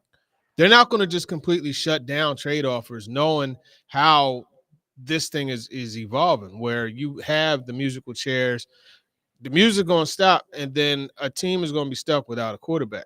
And when you look at that, that could leave the Giants. It could leave the Steelers. Now, the Steelers to move up, it would take a crazy amount. But more importantly, the Giants, if they're left without Aaron Rodgers, who at one point I was told, like at the combine, I was told it was Aaron Rodgers and trade up at the very least one or the other. So when you look at that, that tells you that as things continue to go on and you get closer to that day where the decision has to be made, a trade could evolve. And so you don't want to shut it down. And that's what the Titans are doing. And then on top of that, you know, just like I was trying to tell someone, it was a fan. Sometimes I get into the foolish back and forth with fans, not as much anymore. But, you know, there was one saying that, hey, it's been Cam Ward since October. And I was like, I could definitively tell you it has not, you know, and the Cam Ward thing really evolved after the combine. Because like I said, like we talked last week, there were questions about personality and just, you know, they wanted to feel that part out and get assured from that perspective before they said, okay, yeah, I mean, this is probably the guy that we're going to get. How important do you think the pro day is Monday as far as the Titans are concerned with Ward? Yeah, look, pro days, and I heard you talking about it. Look, a pro day isn't going to make or break a prospect. I could guarantee you that. It's all, and I know the word touch point is one that you don't like. I more or less use checkpoints or just, you know, parts of the full equation. That's exactly what it is, right? So you get a guy, you watch him on film, you like him, you're like, hey, you know, he's someone that, yeah, I think he could play well. And then you see him at the Senior Bowl or Shrine or whatever, All-Star game. You see him there, and you're like, yeah, in person, this looks good.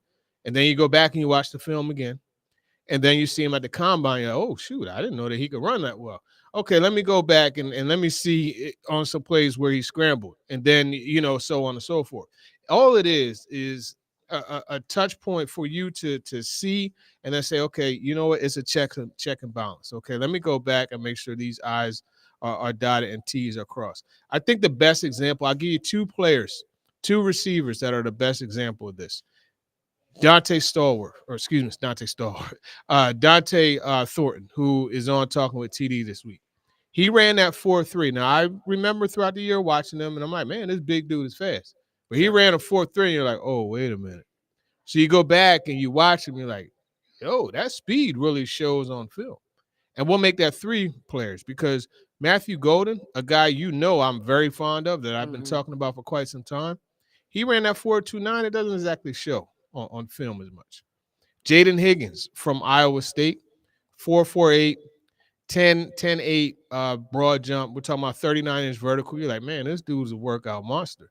You go back and watch the film, your eyes are going to keep focusing on number 13, not number 9. Number 13 is Jalen Noel.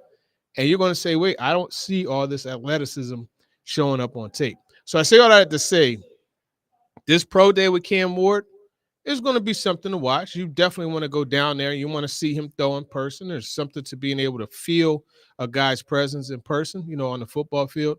But it's not going to make or break it. If he goes out and he bombs it, which would be shocking if he does, but if he were to do that, they're still going to consider him just as much at 1 as they were today. It's not going to make a difference. How important do you think that in-person thing is? Because the tape is the tape, and that doesn't change. But I think even for like me as a fan, there's something to be said being in the stadium sometimes and watching a guy play. Yeah. Or, especially like in basketball, like being on the court and watching somebody play as opposed to watching it on TV. And I do think that I hear these guys, when they go to these things, come out of it and say, hey, when I saw him in person, I was very impressed. Mm-hmm. And I do think that can work both in a positive and negative way. With Will Levis, for instance, the way that he was built, how tight he was up here was something that Rick Spielman, doing his podcast at the time, said kind of turned him off to Levis. So kind of how important is that, of the fact that, hey, they can see him actually throw the ball kind of in the flesh in person? Oh, yeah. No, it's critical. You want to go, and especially when you're talking about a guy who's going to be your franchise, you want to go see it in person. You want to feel it. Again, it's about the presence. But I tell you, a lot of it is this. Okay, it's an enhancer, right? So let's say you go into this, you like Cam Ward. You're going to see some things that he does. You're like, good Lord, this is exactly what I'm talking about.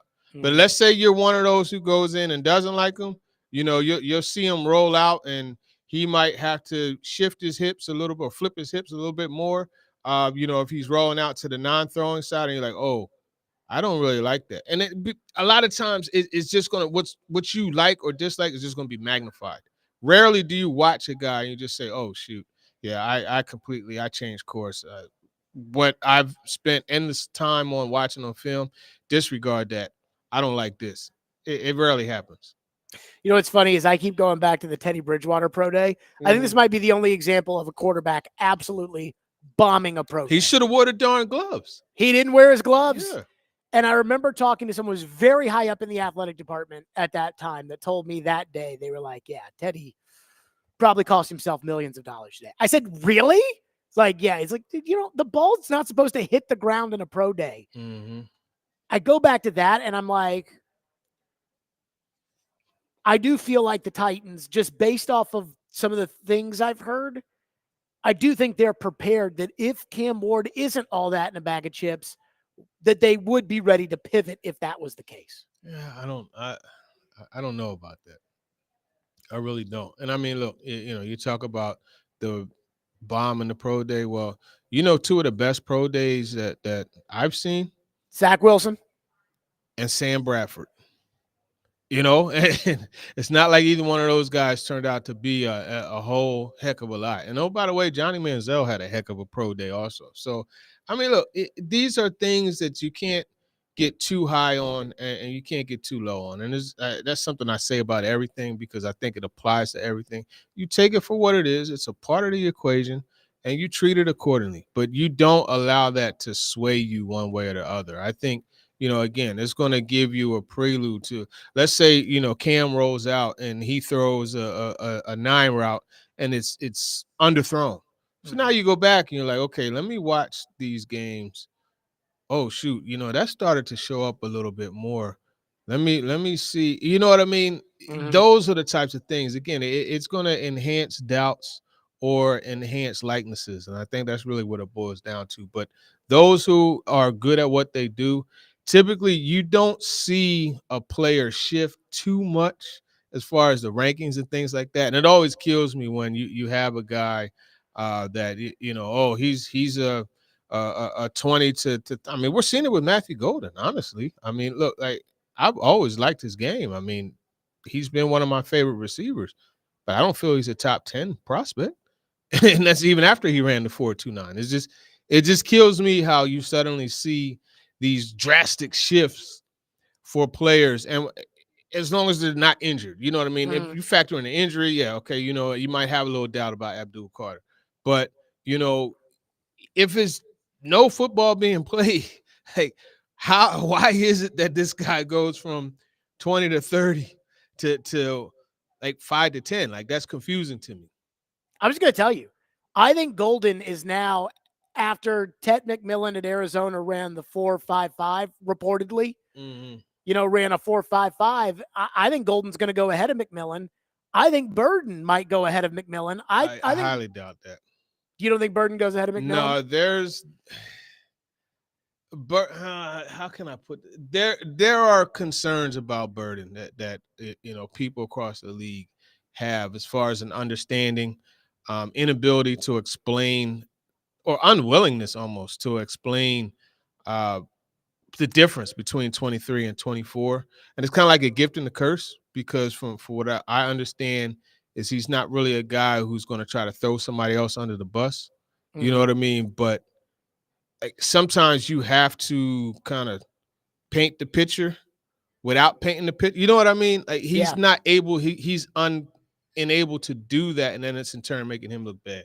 But I think, you know, you talk talent-wise, and I mean, you talked about him as a slot, and I was telling David, you know, this is very similar to me to DJ Moore and AJ Brown. Now, I'm not saying, now his game reminds me a lot of DJ Moore. I mentioned the AJ Brown only because of the fact that AJ Brown played a lot of slot, right? And everybody focused on him being a slot receiver, not realizing this guy could be good on the outside. And just the same DJ Moore. Luther Burden could play anywhere you want him to play. You know what I mean? He could play anywhere. If it were up to me, you know, at 35, I'm taking Burden. I'm coming back in the 4th or 5th, and I'm grabbing a Dante Thornton or someone along those lines, and I'm going to have the X taken care of, and I'm going to have a do-it-all receiver taken care of. And you pair that with Ridley, and you pair it with Bryce Oliver and, you know, Jefferson, and you got a little something. TD is with us, 615-737-1025. We'll hit your phones at the end of the hour, as we always do. So when it comes to Cam Ward, is Cam Ward really the guy? Or is he the guy in this draft? We'll get into that with TD, and we'll do that next. Live from Boombas in Murfreesboro, it's Stillman and Company, 102.5, 106 The Game.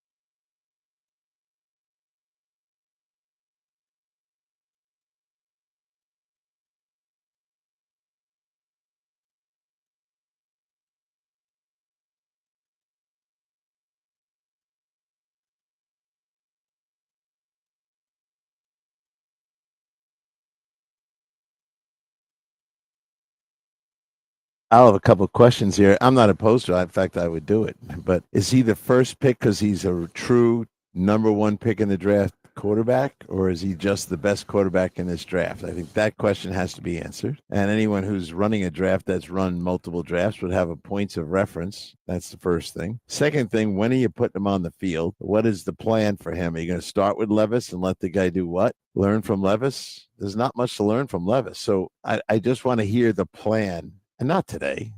First off, they got to take them. Then they'll announce the plan. They're not announcing anything before that. And then this.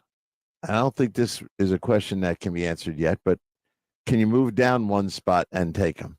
Is someone crazy to get the pass rusher enough that they want to go up there? So is there value to moving my pick? Is he starting on opening day? All this stuff. And what is his true grade against C.J. Stroud and Jaden Daniels? That's how I'd like to compare the grade. That was Pat Kerwin on Sirius XM NFL Radio.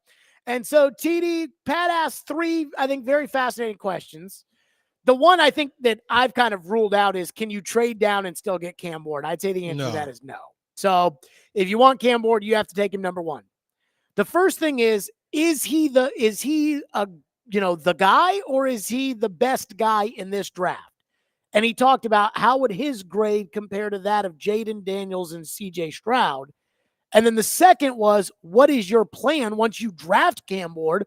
What's your plan for him? So let's start with the first one right there, which is, in your mind, how does he compare to some of these other quarterbacks? Because a lot of the draft gurus are saying that their grades are not as high on Cam Ward as they were on a C.J. Stroud, Bryce Young, Jaden Daniels, those guys. Yeah, well, look, all right, it's tough, okay, because I think when you look at Jaden Daniels, you have a similarity there just as far as a guy who transferred, right, went to a couple different schools. People forget that his coach, his OC at Incarnate Word, was also his OC at Washington State. So when you really saw just a change of system, it happened from Washington State to Miami. But nevertheless, you look at Jaden Daniels, he's a guy, Arizona State to LSU, an extensive amount of football that he's played. The knowledge is there. That unwaverable approach to everything is there. I still think Jaden Daniels is the better talent. He's a more explosive runner, and I think he's a better downfield thrower. So I'll say Jaden Daniels, Cam Ward, Jaden Daniels. C.J. Stroud is a very interesting one, to be honest with you. As you know, C.J. Stroud was my favorite quarterback in that draft class, but I think you do have to take into consideration what he had with him, right? I mean, we're talking about an assortment of Marvin Harrison Jr., Garrett Wilson, Chris Olave. Like, we could go on and on. Emeka Egbuka. Egbuka for a period, Julian Fleming, if you want to like go deep into the receiver core. But also you have to look at the scheme and just he was thrown into a lot of open spots. But at the same time, he's a supremely accurate quarterback.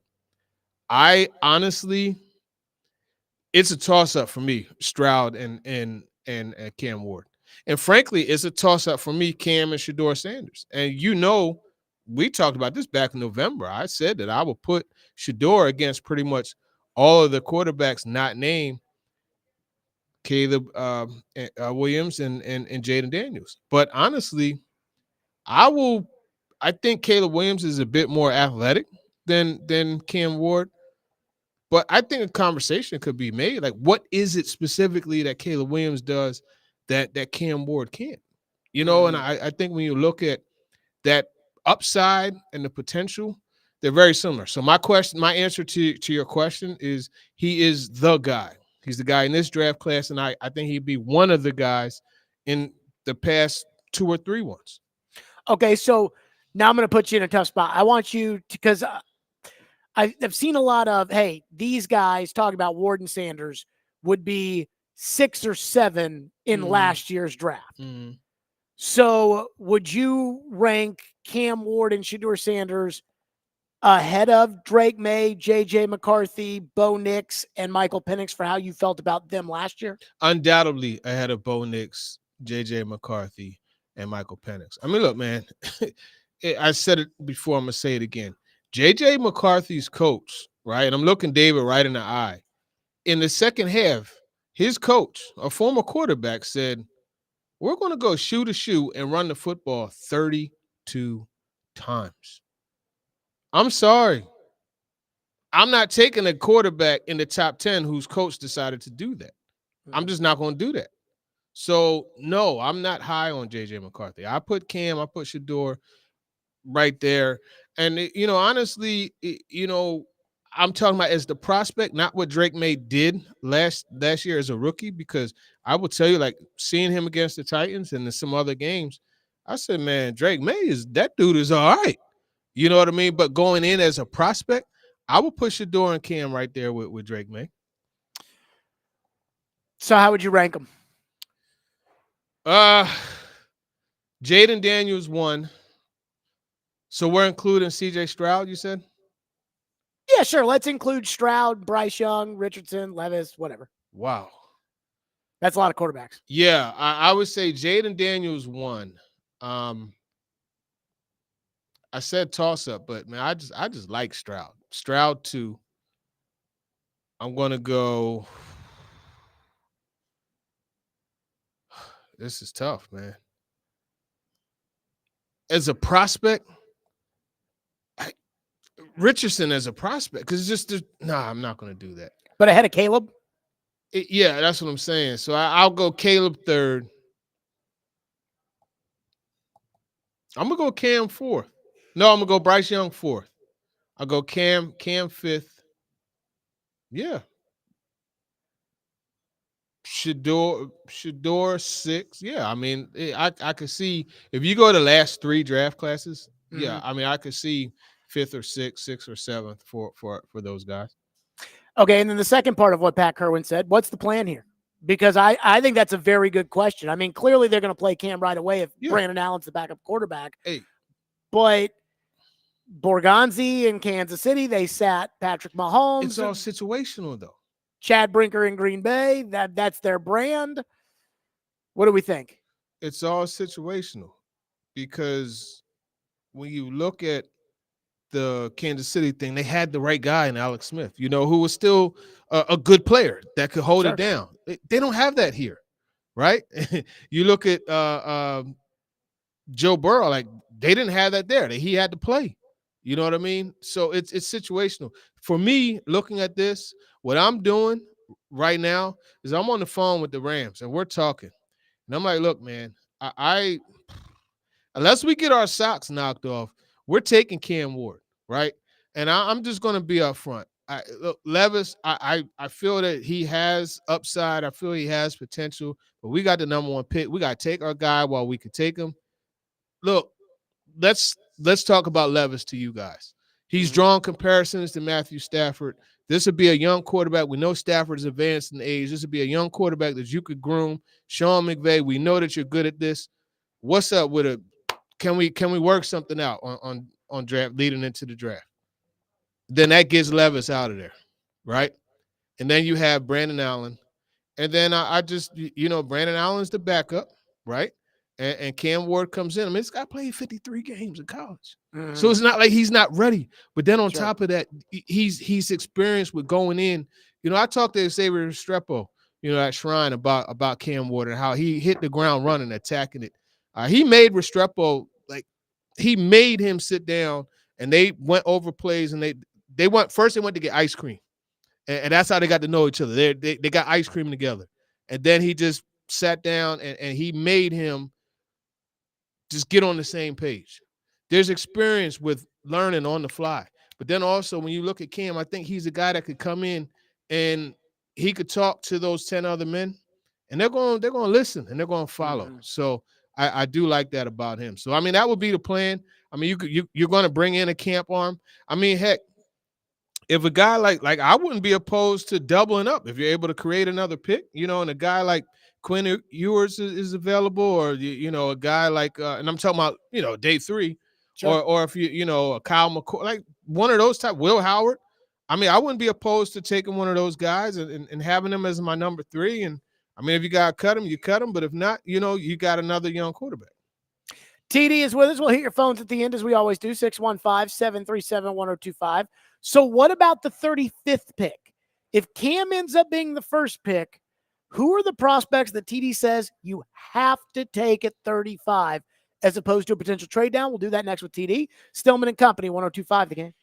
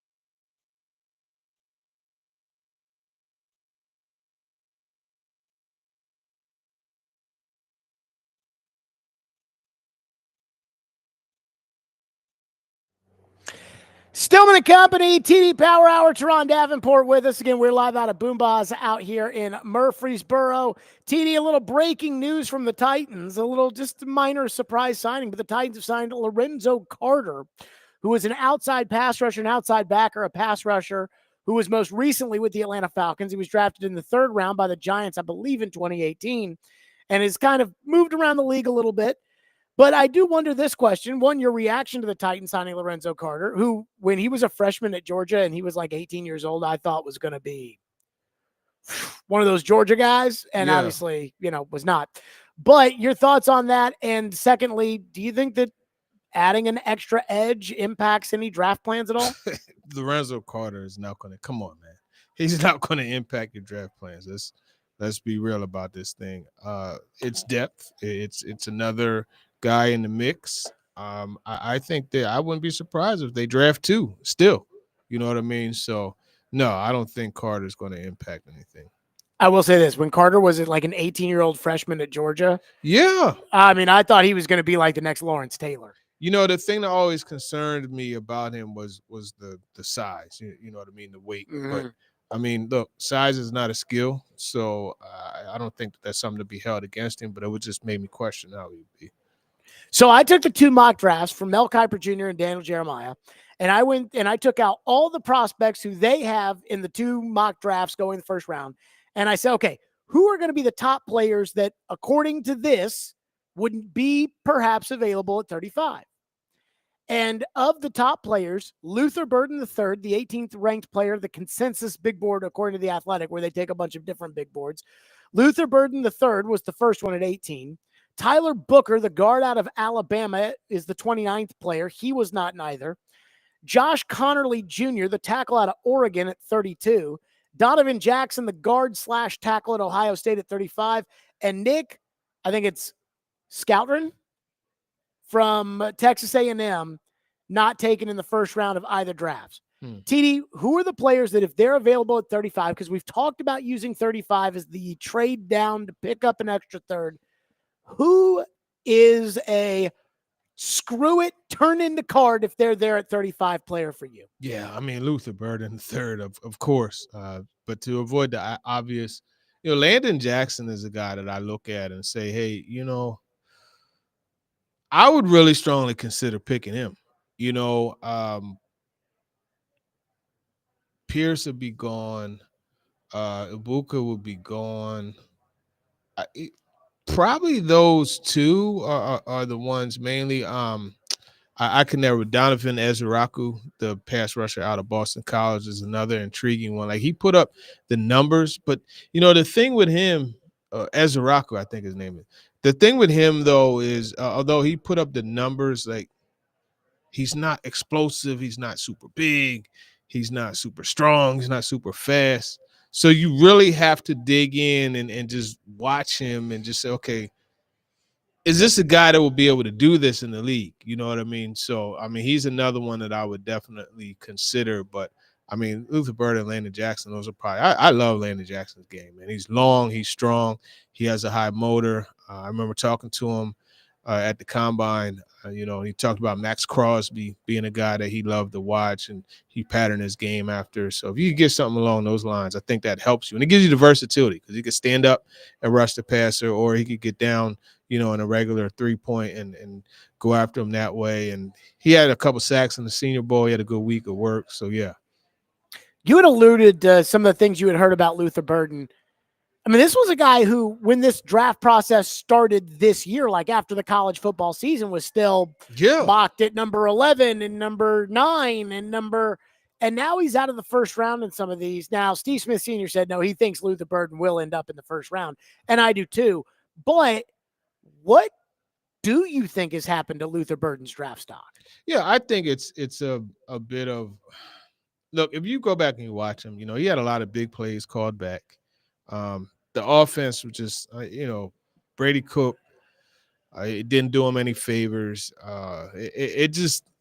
There were issues, you know what I mean? And one of the things that people really liked about Cam was his ability to explain, all right, look, this is what happened on this play. This is what went wrong. But Burden didn't as much have that ability. Like, I don't want to say he didn't have the ability, but he didn't do it as demonstratively as Cam Moore did, apparently. And that's something that's coming out where they have questions about him. But look, when you have a drop off like that, there's going to be questions. But I mean, the bottom line, this dude could play. He's a baller, and I think he's going to have a productive NFL career. Do you think there's going to be a popular name that we, just assume is going to be for sure out that you would say, I think they could slide and we might be able to see them somewhere around 35? Well, I think Burden is really that guy.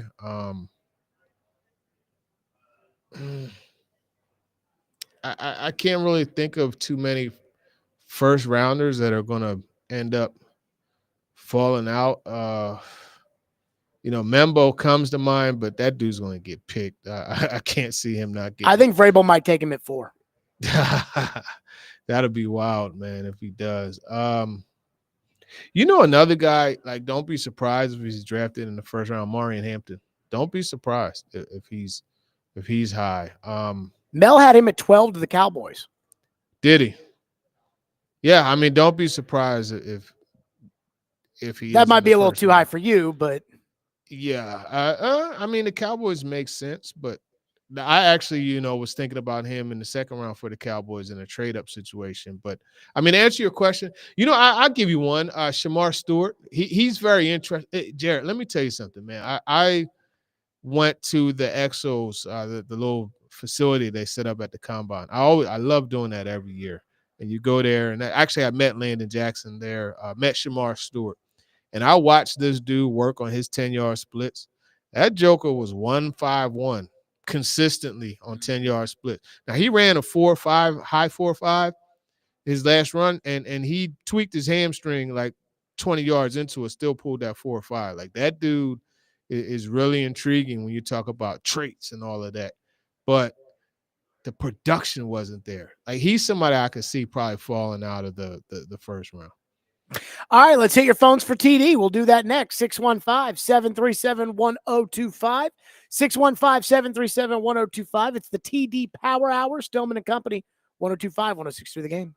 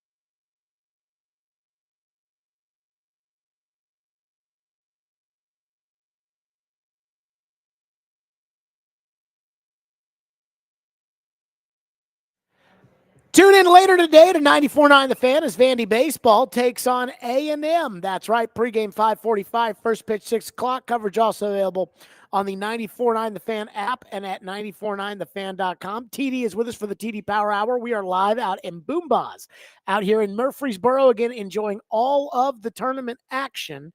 TD, do you have a thought or do you want to go to the phones? Yeah, quick thought. In the chat, man, the idea was brought up of converting Levis to tight end. I was like, what, man, you're crazy. And then he explained it a little bit more, and I said, oh, I get what you're doing. You want to Taysom Hill him.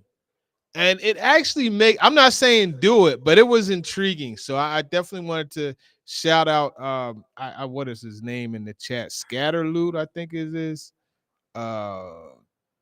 Yeah, Scatterloot, something like that. But it was a cool mention. But yeah, and then in the end of the day, I think Levis is a guy that they should really talk to the Rams about trading to, because I think that would be a perfect match. I think what the Titans will do is they'll deal Levis and one of their 4th rounders to get a 3rd rounder in return. Good one. There it is. That's a good idea. And then that way it's like, okay, we got a 3rd rounder. It's not like you used Levis to get a 3rd rounder because you traded Levis and a 4th rounder. Right. But then you're in the 3rd round and that adds an extra top 100 pick. That's just me. Speaking of that take about using Levis as Taysom Hill-like player, Ryan, phone line driven by WilsonCountyHunter.com. Ryan, you're up first with TD. Hey guys, Ryan here. It's a first-time caller. I've been listening for a long time. It's great to talk to both of y'all.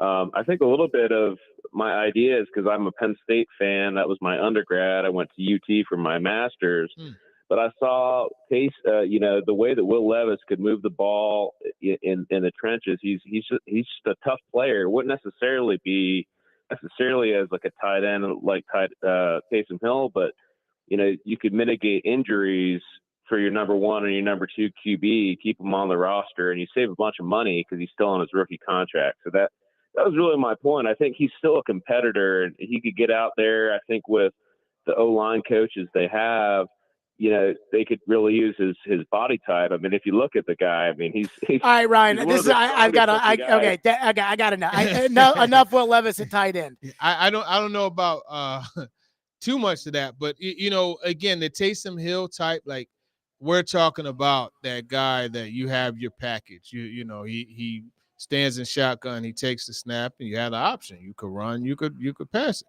almost like Wildcat. That's something, but I don't think this team right now is at a place where they could do that. Like they need to hone the basic things, like not having a false start on 2nd and 10. You know what I mean? Like those types of situations. But to your point real quick, Jared, about this mixing in the so you look, the Rams, they pick 90. They have the 90th pick, right? Which is the 3rd round pick. The Titans, as we know, have 2 4ths. So let's say you did the second of the 2, right? And you did the pick 120 and Will Levis to move up 30 spots. What say you? I think the Rams would ask for the other 4th. Okay, so you go 103 and Will Levis to move up, 13 spots. It's give or take, but I mean, I would try to do pick 120. But I mean, to the idea that you mentioned, which it makes it a bit more intriguing. Now, somebody mentioned Dallas. Dallas has the 44th pick, so I don't know that they'll be able to, trade up with the Cowboys. Andrew from Dover says, TD, what was your take on Jalen Milroe after running a 4.37 40-yard dash at his pro day? Yeah, look, Milroe, you have a lot of upside. I mean, you go back and you watch the Georgia game, and then everybody was like, hey, look, man, that's a 1st-round pick, et cetera, et cetera. I would love him on the Steelers. I think that's a really good destination for him. I don't use a 1st-round pick on him, but the 4.37, it doesn't surprise me. He showed you that in the games. But, I mean, I think with him, he was so inaccurate at the combine. It was bad, and I think he has to, throw better than that. But, I would definitely love him on the Steelers. I think Jalen Milroe should have stayed in college. Yes, ultimately, yes. Because he's got talent. Like, he's got real talent. Ton of talent. And I just think he should have honed in those skills, playing a little bit more, maybe leave Alabama, go somewhere else, like go to USC or something like that, where like how Jalen Hurts did. But again, he made his decision. Robert says, TD, any chance that Cam Scattaboo could be a Titan? He has the makeup of toughness. So what do you think about the potential of adding Cam Scattaboo? I love Cam Scattaboo, man. I love that dude. The way he plays, I think he could definitely have the potential because from what I understand, the back that they want is a bigger back, run between the tackles. Now, of course, some people will consider Julius Chestnut along those lines who they brought back, but look, that's not going to stop them from looking at a back. Michigan's back, Edwards is another one I think they could look at. In fact, I remember at the Combine watching Randy Jordan stop and talk to the Michigan back for a bit. So, yeah, I mean, look, those are some guys that I could definitely see. But Scattaboo, he would be a mix. And I think, he's one of those guys. You need those guys that don't give that rhymes with truck. You need at least one or two of those guys on your team, and he would definitely fall in as one of those. One texter says, if the Titans trade down to 3 with the Giants, TD, what do you see the plan at quarterback being both short-term and long-term? Yeah, I mean, if they trade down to 3, I would imagine they would hope that the Browns pick Abdul Carter, right? But if not, I mean, you set yourself up to where you're in good shape. You still get to take your pick of Carter or Hunter, and then you're looking at next year. I think that's really the thing, or the year after. I'm not really one to do that, right? Because, I don't think any of these quarterbacks I wouldn't bank my future on any of these quarterbacks coming out next year at this point. So it remains to be seen. One texter says, TD, what do you think the Titans' long-term plan is going to be at edge rusher if they go Cam and Luther Burden with their first 2 picks? That's a great question. That is an awesome question. And, man, I don't know. Because, I mean, typically edge rushers, you don't get them too often free agency wise, right? You got to use a top 15 pick for the most part on those guys, so I don't know, man. I don't know. I think you gotta like Lorenzo Carter was a signing. Why not go out and get use Darius Smith? He had 9 sacks last year. Go out and get a guy like that. But I don't know what their long-term plan would be. They will almost have to strongly consider that next year. I think that edge rusher and tackle are kind of the positions where if you don't take it by pick 12, it's probably like, hey, there's some traits here that make us think this guy can do it, but there's a big but that comes after that. It's kind of like quarterback too. If you take a quarterback after the 12th pick, there's going to be a huge but that comes with that. Yeah, no, without a doubt. One guy I will put in the mix. We talked about some of the guys outside of the first round that are one of the 50 first round players, as we like to refer to. Mike Green, he's one I think would be intriguing for them. Edge rusher out of Marshall. Yeah, yep. Just real quick, looking at this free agent, the guy set to be free agents next year. It's not overly attractive. Michael Parsons. Don't think he'll be a free agent. Yeah. What was funny, though, was I remember last year before the free agency period started and Titan fans were talking themselves into T. Higgins, and then T. Higgins got tagged. And then this year, Patriot fans were talking themselves into T. Higgins, and T. Higgins got tagged. And New England's kind of in that same spot where they're just spending a bunch of money, but I'm not sure that they're spending it in any one direction, one way or another. Because in free agency, it's harder to find. You overpaid for, and I'm saying you, talking about the Titans, not you, TD, but like the Titans overpaid for Dan Moore Jr. because that is the best player that gets to free agency at a premium position, and he's not a great player. Yeah, no, exactly. That's how it works. But I say this, and as I continue to think about this, guys come into mind. I like Jack Sawyer. Like every once in a while, you luck up and you get a Trey Hendrickson in the 3rd round, right? You know what I mean? A guy that, look, his traits aren't awesome, but he's just one of those ones that you're going to, like, if you fight him, you have to kill him to get him to stop fighting. And I think that's the type of player that Jack Sawyer is. So he's somebody else. I'm not saying he's going to have the Trey Hendrickson impact and the results, but those are the types of guys like that you could, a Kyle Kennard, if you're able to light that right fire under him and make him go, he's another one that I think, in the. Where's he from? Kyle Kennard is from South Carolina. And if you remember Will Campbell, the LSU tackle, everybody was really huge on him throughout the year. Yeah, 2 sacks on him. Yeah. Kyle Kennard was the Bronco Nagurski Award winner. He won that award over Abdul Carter. One texter won't stop asking about Jalen Royals, the wide receiver out of TCU. Yes. No, out of Utah Iowa State. Utah State. Whoever that texter is, that reply back to them, thank you, because I completely forgot about him. But that dude right there, he reminds me, this is how you know I like him, Jared. He reminds me of Xavier Legette. Just one of those guys that is he's big, he's strong, he's fast. You could use him across the formation.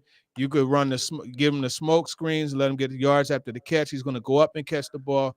There is zero fear in his heart. Like, that dude is going to go across the middle, and he will go up and he will snap the ball out of the air, regardless of what line is waiting to get him. I love that. Jalen Royals is a great, great mention. Thank you, caller, for doing that, and shame on me for forgetting about him. By the way, it was Tucker who says, you're welcome, TD, as far as the question about Jalen Royals. Last one, Caleb asked about Harold Fannin and if he could be a starting tight end for the Titans. All right, so Harold Fannin is very, very intriguing. You watch that Penn State game. That's the one that really made me like, yo, this dude is ridiculous. And he's at Bowling Green? Yeah, Bowling Green. He's one of, and when you're watching a Bowling Green, like when you're watching those schools, and if it's a pro prospect, you gotta, like, 5 minutes into the game, you're like, yeah, that guy's supposed to be in the league. You know what I mean? Otherwise, forget about it. And he does have that, but I just don't know about the speed, the separation. He's not the biggest tight end, so, like, you have your bigger guys like the Jason Wittens and those types that can lean into you, before they run out, or lean in the inside before they, you know what I mean? You could use your size to create separation. He doesn't have that or the speed, so I don't know that he's a guy I would go to. Very productive, but I think, if I'm going tight end, right, and I'm picking Cam Ward, give me Arroyo. Give me his tight end at Miami. I'll take that guy instead. And just pair him with Watson, Wiley, and Chig. TD, as always, great stuff. Be sure to listen to Talking with TD. Who's on this week? Yeah, so we got Dante Thornton, who actually he met with Tyke Tolbert, the Titans receiver coach, and he also met with the Titans at Shrine. And then we got Eugene Asante, who is one of the best inside backers coming out of the combine. He went to Auburn. He was actually teammates with Cedric Gray at North Carolina for a couple years as well. Cedric Gray, forgot about him. Yep. TD, great stuff as always for the TD Power Hour. We'll see you next week. All right, appreciate it. Yep, coming up next, Jeremy Fowler has the latest from what he's hearing about the Titans and the quarterback situation. And I don't think you'll be very shocked. We'll get to that next. Stillman & Company, 102.5, 106.3 The Game.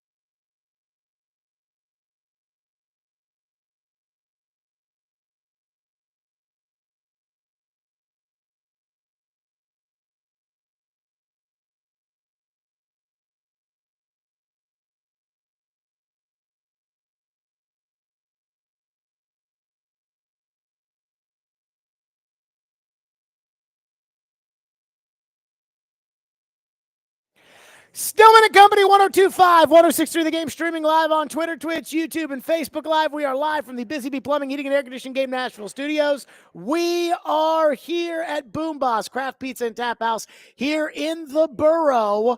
Once again, we're here until 6 o'clock today. We'll be at Spring Hill at Boombas tomorrow. Again, I used to go to Boombas all the time when I was in college at Louisville. And when I lived in Louisville, they didn't have a Boombas in Nashville at the time. And their pizza and their wings and their food it's unbelievable. So if you're like me, we got the 4 TVs right up here, got all the games in front of me as it looks like BYU is going to beat VCU. Come on out to Boombas. And I got to give a shout out to my girl Reese, who stopped by, came on out here. She's here to cheer on UT, but coming on out here to Boombas Craft Pizza and Tap House. So Jeremy Fowler, ESPN NFL insider, was on the Rich Eisen show, and Rich Eisen asked again, what are the Titans going to do? Is it for sure Cam Ward? Here's what Jeremy Fowler said. Let's talk about the top of the draft and the Titans' decision. What do you think is going on right now in Nashville, Jeremy? Well, the sentiment league-wide seems to be that Cam Ward would be the guy. Now, I'm told the Titans have not made a firm determination yet. They really want to go through this thorough process, meet with everybody, get on the road. They'll probably do some private workouts with both Cam Ward and Shadur Sanders, and probably Abdul Carter and Travis Hunter and some of those top players. But I do know that Cam Ward's interviews with the Titans went well, that people there felt like he explained his mistakes really well. He came across as coachable.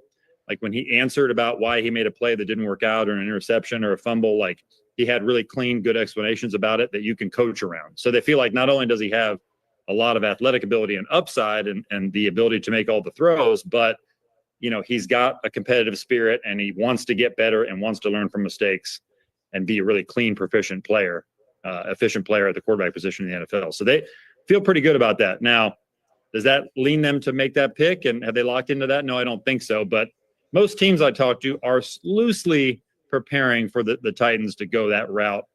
Now, I do think at a point in time in the process, they were intrigued by trading back. So if they feel like they can trade back and still get a quarterback they want, that's an option they would look into. But right now, it does seem the momentum is trending toward Ward. Okay. So I do wonder a couple of things here. Number one, what changed? Because when Mike Borgonzi got the job, all of the vibes felt trade. Cleveland has to take a quarterback because Cleveland's paying Deshaun Watson $46 million each of the next 2 years. The Giants have to take a quarterback because they have to show hope in the long term. Plus, of the guys that were out there, can't go Sam Darnold. He failed New York. Can't go Aaron Rodgers. He failed New York. Can't go Daniel Jones. He just got cut by the Giants. So somebody, they gotta do something.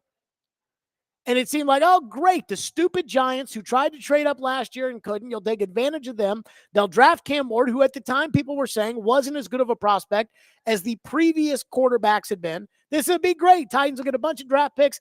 And then all of a sudden it turned into, nope, Titans are going Cam Ward. So maybe I'm naive. And what I'm about to say, I don't completely believe. Not that I have opinions that I don't believe, but it's like I'm not 100% there on this one. Maybe the Titans are being honest. Again, whether it's PK, Adam Schefter, TD, Jeremy Fowler, everybody's saying the same thing, which means the Titans are telling everybody the same thing, which is we want to go through the whole process before we decide on Cam Ward. Everybody wants the answer today. Everybody wants to know right now, are you taking Cam Ward? And the Titans are saying, we got to let the whole process play out and then decide. Cam Ward's pro day is on Monday. I assume the Titans will have a private workout with Cam Ward.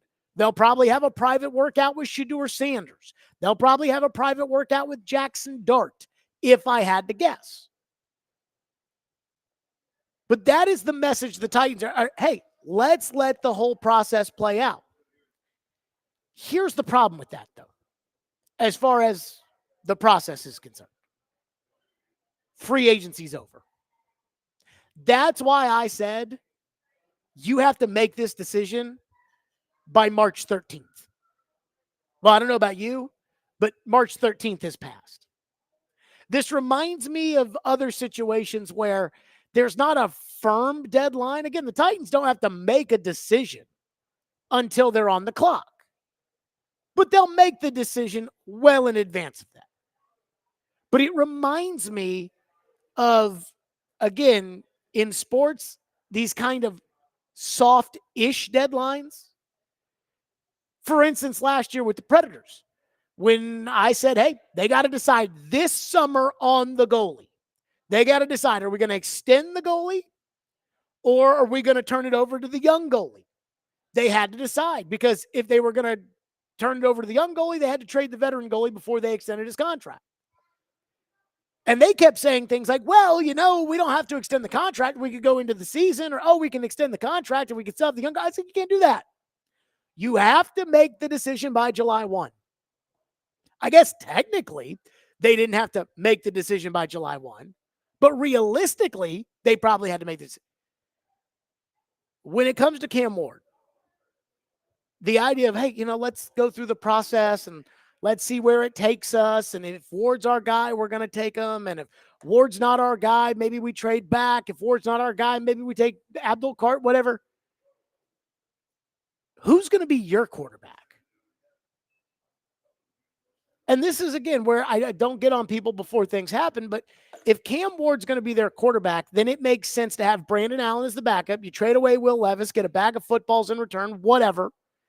Again, I think with Levis, you trade Levis in one of your fourths and you get a third. But as we go through that and we talk about, if you weren't sure that Ward was going to be the guy, why not get a quarterback like Carson Wentz, like Jimmy Garoppolo? Jameis Winston, I guess, is still out there, so he could be that guy. Why not get that kind of quarterback so that you have a quarterback for next year? Because the one thing you cannot do, and I wouldn't do this, even if I felt like these quarterbacks really aren't that good, I'd rather trade and get a boatload of picks. And the one thing I'm not willing to do with this owner is I'm not willing to stink on purpose next year. If I stink, I stink, but I'm not stinking on purpose. If you win 7 games next year, you win 9 games next year, everybody will say, wow, they really turned it around. That's all you got to do. That's what I'd want to do. But you're not going to win 9 games with Will Levis or Brandon Allen at quarterback. You're probably not going to win them with Jameis Winston at quarterback. So, maybe the Titans are telling the truth to everybody that says, hey, we haven't made up our mind yet. But when you passed on Sam Darnold and you weren't interested in Aaron Rodgers and you weren't interested in Russell Wilson and you weren't interested in trading for Geno Smith and you weren't, to me, that's making the decision right then and there. That's how this works. 615-737-1025. We'll get to some phones. 615-737-1025. And there's only one way I could see the Titans and their fan base being okay with being terrible next season. And that's without Cam Ward as their quarterback. We'll get to that coming up next. Stillman and Company, 102.5, 106.3 The Game.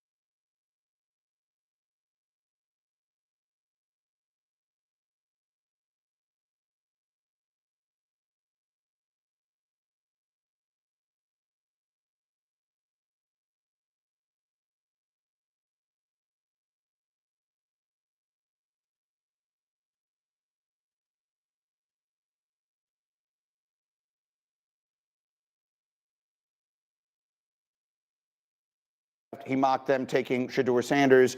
Field Yates did a little mini mock last week, did the same thing. Mocked them taking Shadur Sanders. If they believe Shadur Sanders is good, first of all, is Shadur Sanders going to be there at 3? Do we expect that? I believe he will be available at 3 for the Giants. And by the way, like, they don't know that right now because Cleveland holds 2 and Tennessee's at 1. But I think when you talk to people around the league, the sense is that Cleveland would like Cam Ward. I think Cam Ward's going to be the number 1 pick. Unless Cleveland trades up to 1, I don't think it's going to get Cam Ward. Right. And in which case, I think Cleveland goes either Abdul Carter or Travis Hunter. And if they go for one of those guys, then that leaves Shadur Sanders sitting there at number 3 for the New York Giants, if that's the direction they want to go. And by the way, the Giants and Shadur Sanders have been linked up for quite some time. If we go back to December in the Alamo Bowl, wasn't Shadur Sanders he had giant cleats with him, right? And is there any star player that's any more prepared for the bright lights in big city, just like Eli Manning was back in the day? Shadur Sanders also would have been trained for this city at this time. And so we'll see how this all plays out. We'll see if Aaron Rodgers decides what he wants to do. But it certainly feels like Shadur Sanders is going to be there at 3 for the Giants to make a decision on, and that would make a lot of sense. Okay. So Adam Schefter, in a discussion about the Giants and Shadur Sanders, I thought said the most important thing at the very beginning, which is that the people around the league think that Cleveland wants Cam Ward. So now, again, this is why Schefter keeps saying, I think Cam Ward goes with the number 1 pick. But he won't say for sure that Cam Ward goes with the number 1 pick to Tennessee. Because Adam Schefter is hearing, hey, I hear Cleveland loves Cam Ward. And I hear the Giants love Cam Ward. And Tennessee, they're leaning towards Ward, but they're not. Very fascinating about Cleveland. I kind of felt like Cleveland would just have to take whatever quarterback, right? They've put themselves in that position. They screwed up because they, for some reason, thought Deshaun Watson was the answer to their prayers when they should have just kept Baker Mayfield and not spent any draft picks and not spent any money. And instead, they went and did the opposite. But now, don't they have to take the quarterback regardless of whether or not it's Cam or Shadur? And if Cleveland absolutely loves Cam Ward, then what do you do? Because you could still get Shadur Sanders at number 2. You can move back 1 spot. Pick up a second rounder in this year's draft. I'm just saying. Throwing it out there. Phone lines driven by WilsonCountyHyundai.com at 615-737-1025. One texter says, why not trade down and grab more picks for next year? If you don't stink enough to get the number 1 pick for next year, then use them and take Manning with the track record there or whoever. The Titans are going to stink next year anyways. So let me tell you what I think the Titans could do.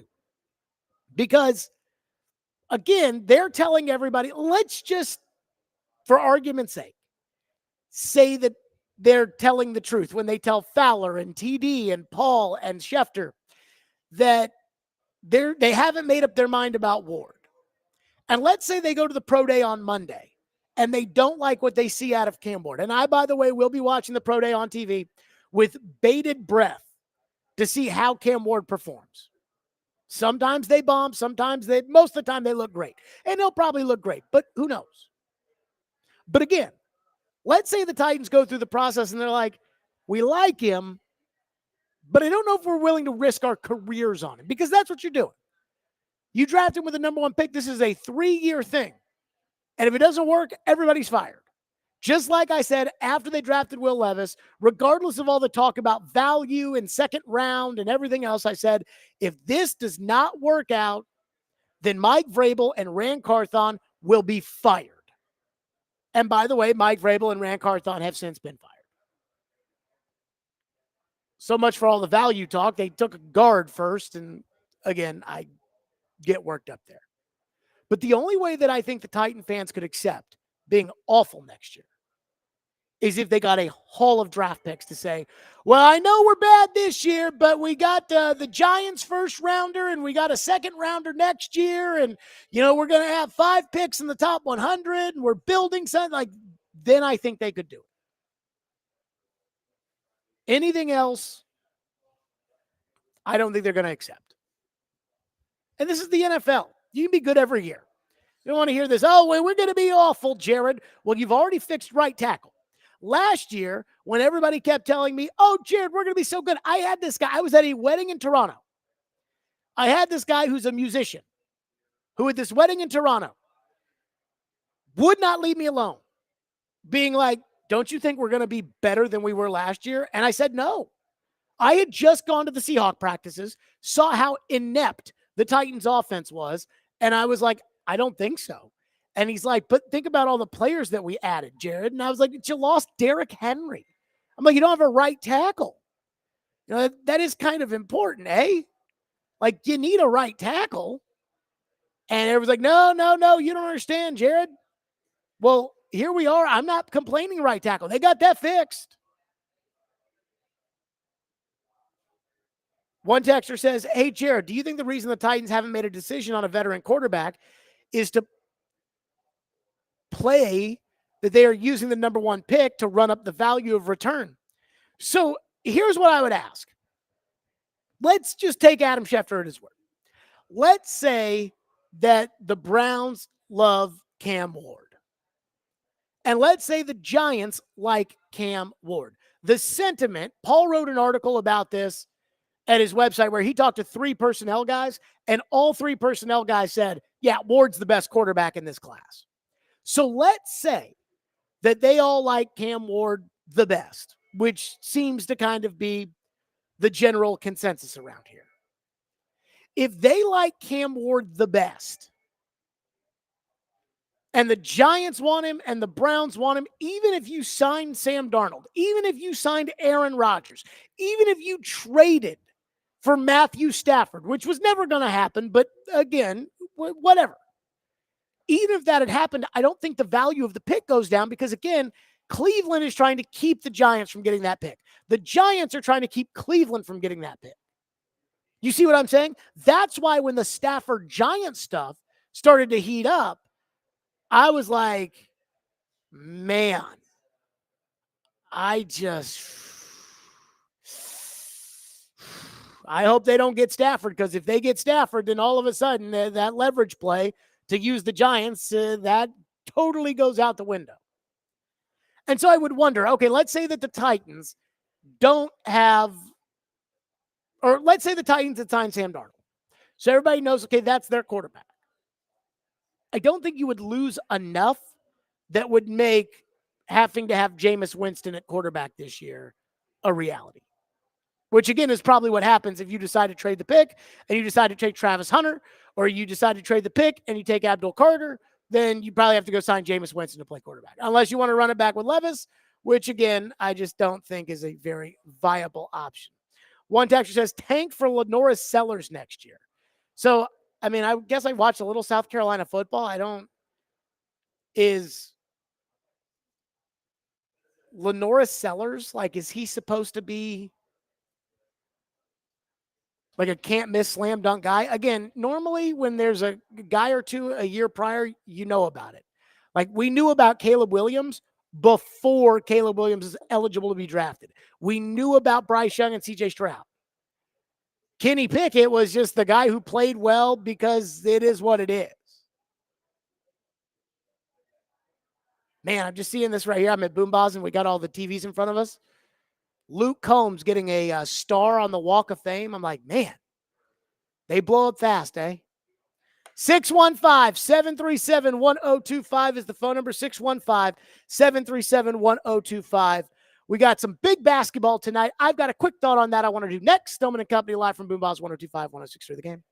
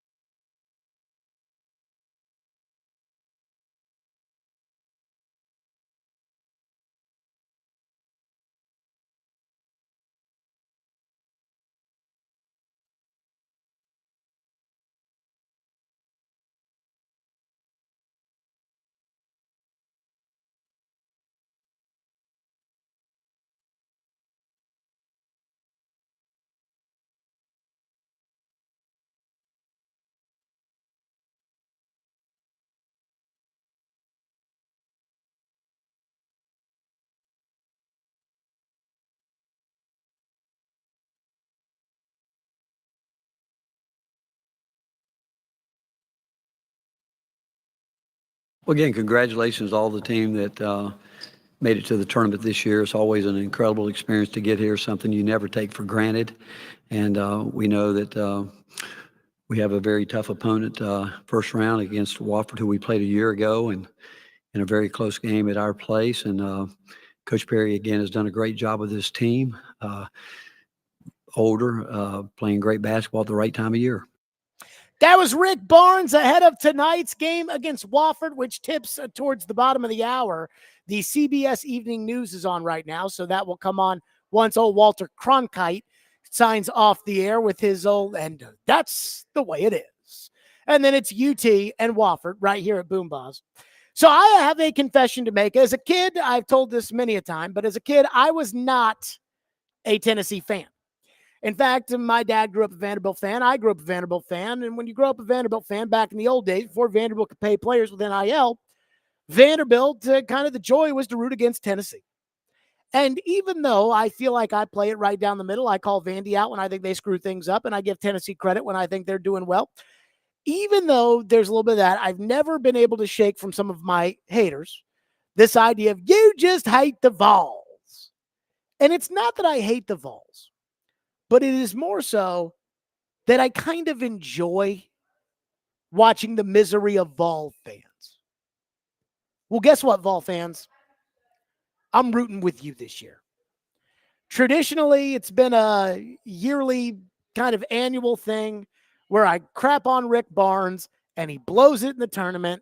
And just like before they opened the tournament in 2021 against Oregon State, and I picked Oregon State to beat them, and I almost put $1,000 on the game, and I would have made like $6,000 if I had done that. And I went on Robbie and Rex Road that day, and I said that Wayne Tinkle, who has since been fired, was a better coach than Rick Barnes, and I got the last laugh and ha, ha, ha. And when they lost to Michigan a couple years ago, and just some of the FAUs, and I don't feel that way about Rick Barnes in Tennessee this year. And here's why I'm rooting for Tennessee. Here's why I'm rooting for Rick Barnes personally. I think he's a good guy. And at some point, doesn't that have to matter? I look at the landscape of college basketball, and these coaches are total sleazebags. Rick Pitino and his hookers and his Italian restaurants, Bruce Pearl and his barbecues, Todd Golden and his alleged stalking of college girls, Chris Beard and what a debacle that's been at Texas. Will Wade is the head coach at McNeese. They just beat Clemson, and he's already accepted the NC State job. He's coaching in the tournament right now. Like, what little integrity do you have to have? And it's just so sleazy. And it used to just be about money, right? It used to just be like, oh, yeah, Coach Calipari, he probably pays the players. Ha, ha, ha. Sean Miller when he was at Arizona, Bill Self. But who cares about paying the players anymore? Paying college athletes, it's like smoking pot. It was a big deal in 2006. Now nobody cares. Which, again, takes me back to Barnes. Barnes has been nothing in his decade tenure as head coach of Tennessee, nothing but a straight shooter, good or bad. And what he's done for them, he's kind of been the man. He's energized that program. He gives the fans hope every year with the occasional, somewhat unfortunately routine, March disappointment. But for Tennessee fans, after football season's over, Rick Barnes gives you something to watch in December and January, February, and a little bit in March. He gives you something to watch to tide you over to baseball season, which you all now care about. Rick Barnes, if he can get to another Final Four, or God forbid, win a national title, if Rick Barnes could do that, he probably ends up in the Hall of Fame. Not even sure he has to win the national championship. Maybe just get to another Final Four, because he did go to the one in 2003 when he was at Texas. And so this year, it wouldn't surprise me if they lose a heartbreaker in the second round.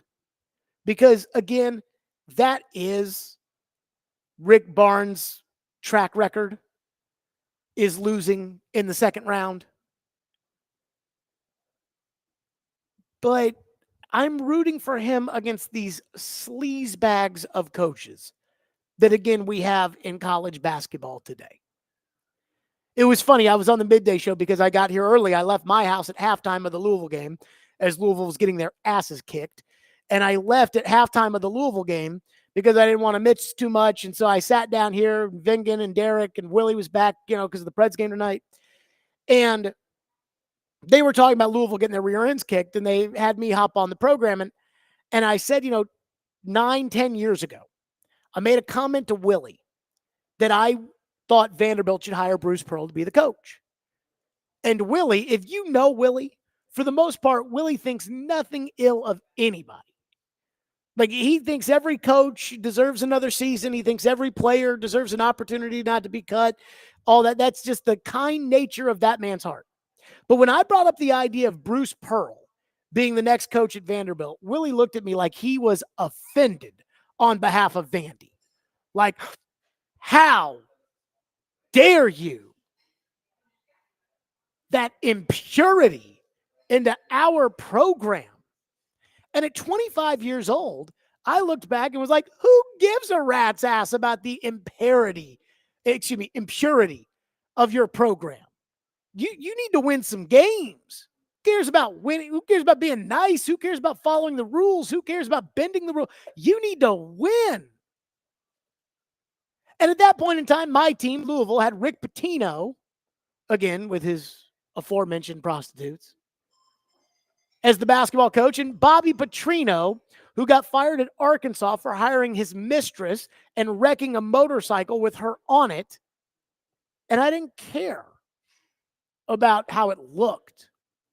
But after about a 3 or 4 year period with that, where every time it had to be something like, ha, ha, ha, yeah, your team might be good with Lamar Jackson at quarterback, but your coach fell off the motorcycle. I just decided I didn't want to do that anymore. I'd rather lose. And this is going to sound crazy because you know me. I'm about winning. Like Eric Dickerson said, we want to win. We don't want to almost win. But I'd rather lose with class than win with utter shame.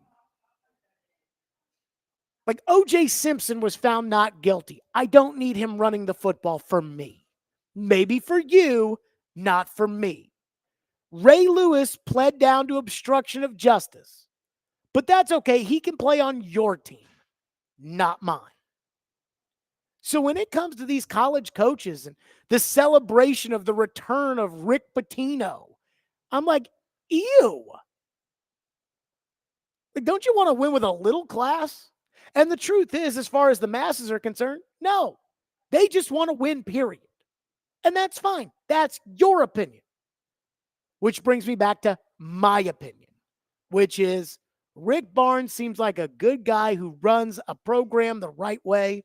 He's honest with people. I remember when he ended up taking a contract extension at UT and turning down the UCLA job, and he said if UCLA had offered more money, he would have taken the job. And I thought, man, that's honesty right there. Probably a little too honest, but that's honesty. So I'm rooting for him. Again, wouldn't surprise me if they get knocked out in the second round of the tournament. Not that anybody should ever talk about their bracket. As we've said, nobody cares about your bracket. But I do have Tennessee going to the national title game and losing to Florida in a rematch of the SEC title game. But it would not surprise me if Tennessee ended up losing. They'll win tonight. They'll beat Wofford.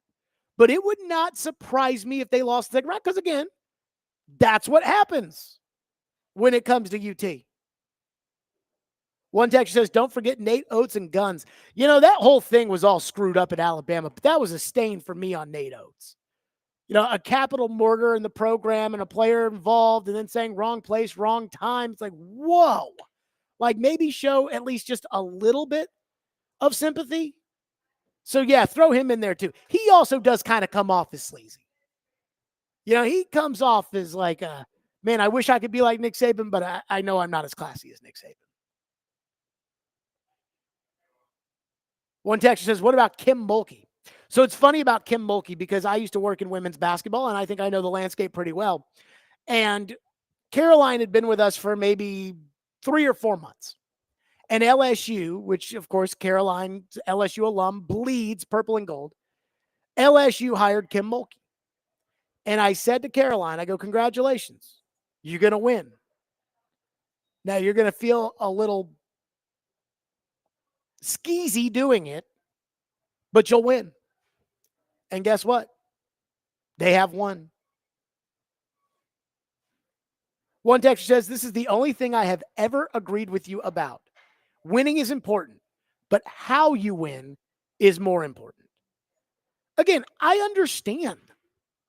If you want to cheat or if you want to hire just a total a-hole, if you just do not care about integrity. I mean, there are people out there that, again, I look at it as, are you interested in doing what's right for you or are you interested in doing what's right? Because those are two totally different things. And so I will see people that will do things that deep down inside they know is wrong, but it favors their interests, so they go with it and say, oh, no, you don't understand. But then I see people that are like, we're going to do what's right. And I side with those people. Again, my team lost today, and I hate it. I mean, I wanted my team to win the national championship. Didn't think we'd win the national championship, but I wanted. But my feeling today about Louisville basketball, who lost the first game of the tournament, was, at least we're not losing with Rick Pitino and Bobby Petrino. At least we're losing with somebody in Pat Kelsey who's got a little integrity. 615-737-1025. It should be noted Georgia is about to get their rear ends absolutely kicked by Gonzaga. Right now, Gonzaga leads 87-65, and that game has about a minute left. Here's the deal, SEC folks. And I know Auburn won when they beat Alabama State, but that's a 16 versus a 1. That doesn't count. Texas lost last night to Xavier, which I was stunned by when I woke up this morning. Just absolutely stunned. Because Texas had a comfortable lead in the first half, and I went to bed last night. I don't stay up too late for those. Texas is out. Georgia is out. I mean, if you're going to be the greatest conference that ever lived, you're going to have to win some of these games. Again, this is an 8-9 game, and they're getting beat by 20 points. I keep hearing about how this was an unbelievable year for the SEC, an unbelievable conference, an unbelievable, well, maybe play like it in the tournament. I do not buy that the SEC will dominate as much as the SEC believes they will dominate, as much talk as they've had.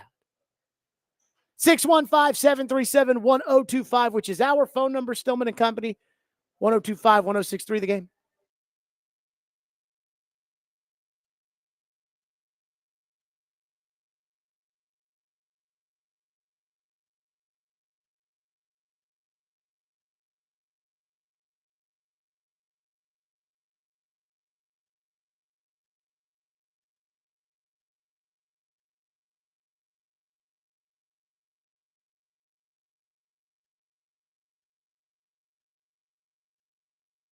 Hiller Plumbing, Heating, Cooling, and Electrical. Those are my guys. Hiller takes great care of my home, and they can do the exact same for you. Nobody wants to deal with a plumbing, HVAC, or electrical emergency, especially not me. So whenever I have one of those that go down, I always get all worked up because I'm like, oh God. But I'm always happy because I know I can just use Hiller. Most of you do not know when you have one of those issues or what it'll cost, if it'll get fixed right, or if someone is just trying to sell you something. You don't want that. But when you call Hiller, their experts are going to solve your problems quickly. And the price you're told is the price you'll actually pay, with no hidden fees or surprises on that bill. So book online right now, just like I do, by visiting happyhiller.com. That's Hiller Plumbing, Heating, Cooling, Electrical. And I know they are pumped for the UT game tonight, the Vandy game tomorrow, because they are proud supporters of the Preds who play tonight, the Vols who play tonight, and Vandy, again, who plays tomorrow. That's Hiller Plumbing, Heating, Cooling, Electrical. Call that Fish Truck today.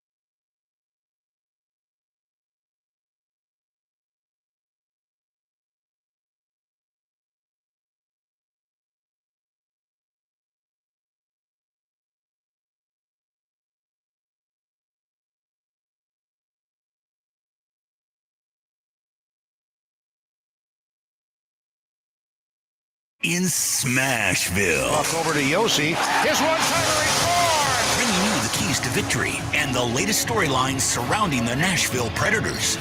This is Predators Game Day, now on Stillman and Company. Predators Game Day is presented by TJ Anderson Homes of Benchmark Realty, online at tjandersonhomes.com. TJ Anderson, get your house seen, heard, and sold with my realtor. That's TJ Anderson. The Predators tonight host the Anaheim Ducks. Again, my son, when he has to go to bed, sounds like a duck. So maybe that'll be his team for right now. Who knows? But the Predators host the Anaheim Ducks tonight. That game right here, 7 o'clock, 102.5, 106.3. The game, the Anaheim Ducks are terrible, 29-31-8. But that's 66 points, which is more than the Predators, 25-34-8, as the Predators 58 points. According to the one thing that we really, really, really care about, according to MoneyPuck.com, the Nashville Predators currently have a 9.3% chance of nabbing the number 1 overall pick in the draft. Again, they're probably not going to catch Chicago. They're probably not going to catch San Jose in terms of getting the ping pong balls that they'll have, but the Predators could, in theory, win that lottery. Again, what really matters is that they get into the top 3. And if you win too many games, you're not going to get into the top 3. So that is something that we are all keeping our eyes on when it comes to the winning and the losing. And I understand, Elliot Friedman was talking today on the midday show about, hey, isn't it important for the Predators to go out there and try to ruin somebody's season? No, that is not important. What is important is to make sure that they get something from this godforsaken season that has been in front of us. And that would be a super high draft pick and then try to regroup and reload for next year. So again, the Predators tonight against the Anaheim Ducks. Max will have the pregame show coming up here at 6 o'clock. And the voice of the Predators, Pete Weber, will be on the call again at 7 o'clock. I want to thank the fine folks out here at Boombas in Murfreesboro. They have been nothing but just incredibly kind. This place is awesome. Again, I've been eating Boombas pizza since I was in college. And tomorrow, 102.5, the game will be out there starting at 9 a.m. They will be out. We will be out at the Boombas location out there in Spring Hill. So come on out and see us. Stillman and Company will not be on the air tomorrow because of Vandy basketball. We hope Vanderbilt gets that win over St. Mary's. We wish them a lot of luck as well. That's going to do it for us. Max has the pregame show up next. Preds and Ducks tonight. Stillman and Company. We'll see everybody on Monday at 2 o'clock after Vanderbilt wins and gets their way to the Sweet 16 or at least the first round. That's it for us, Stillman and Company. We'll see everybody. 102.5 The Game.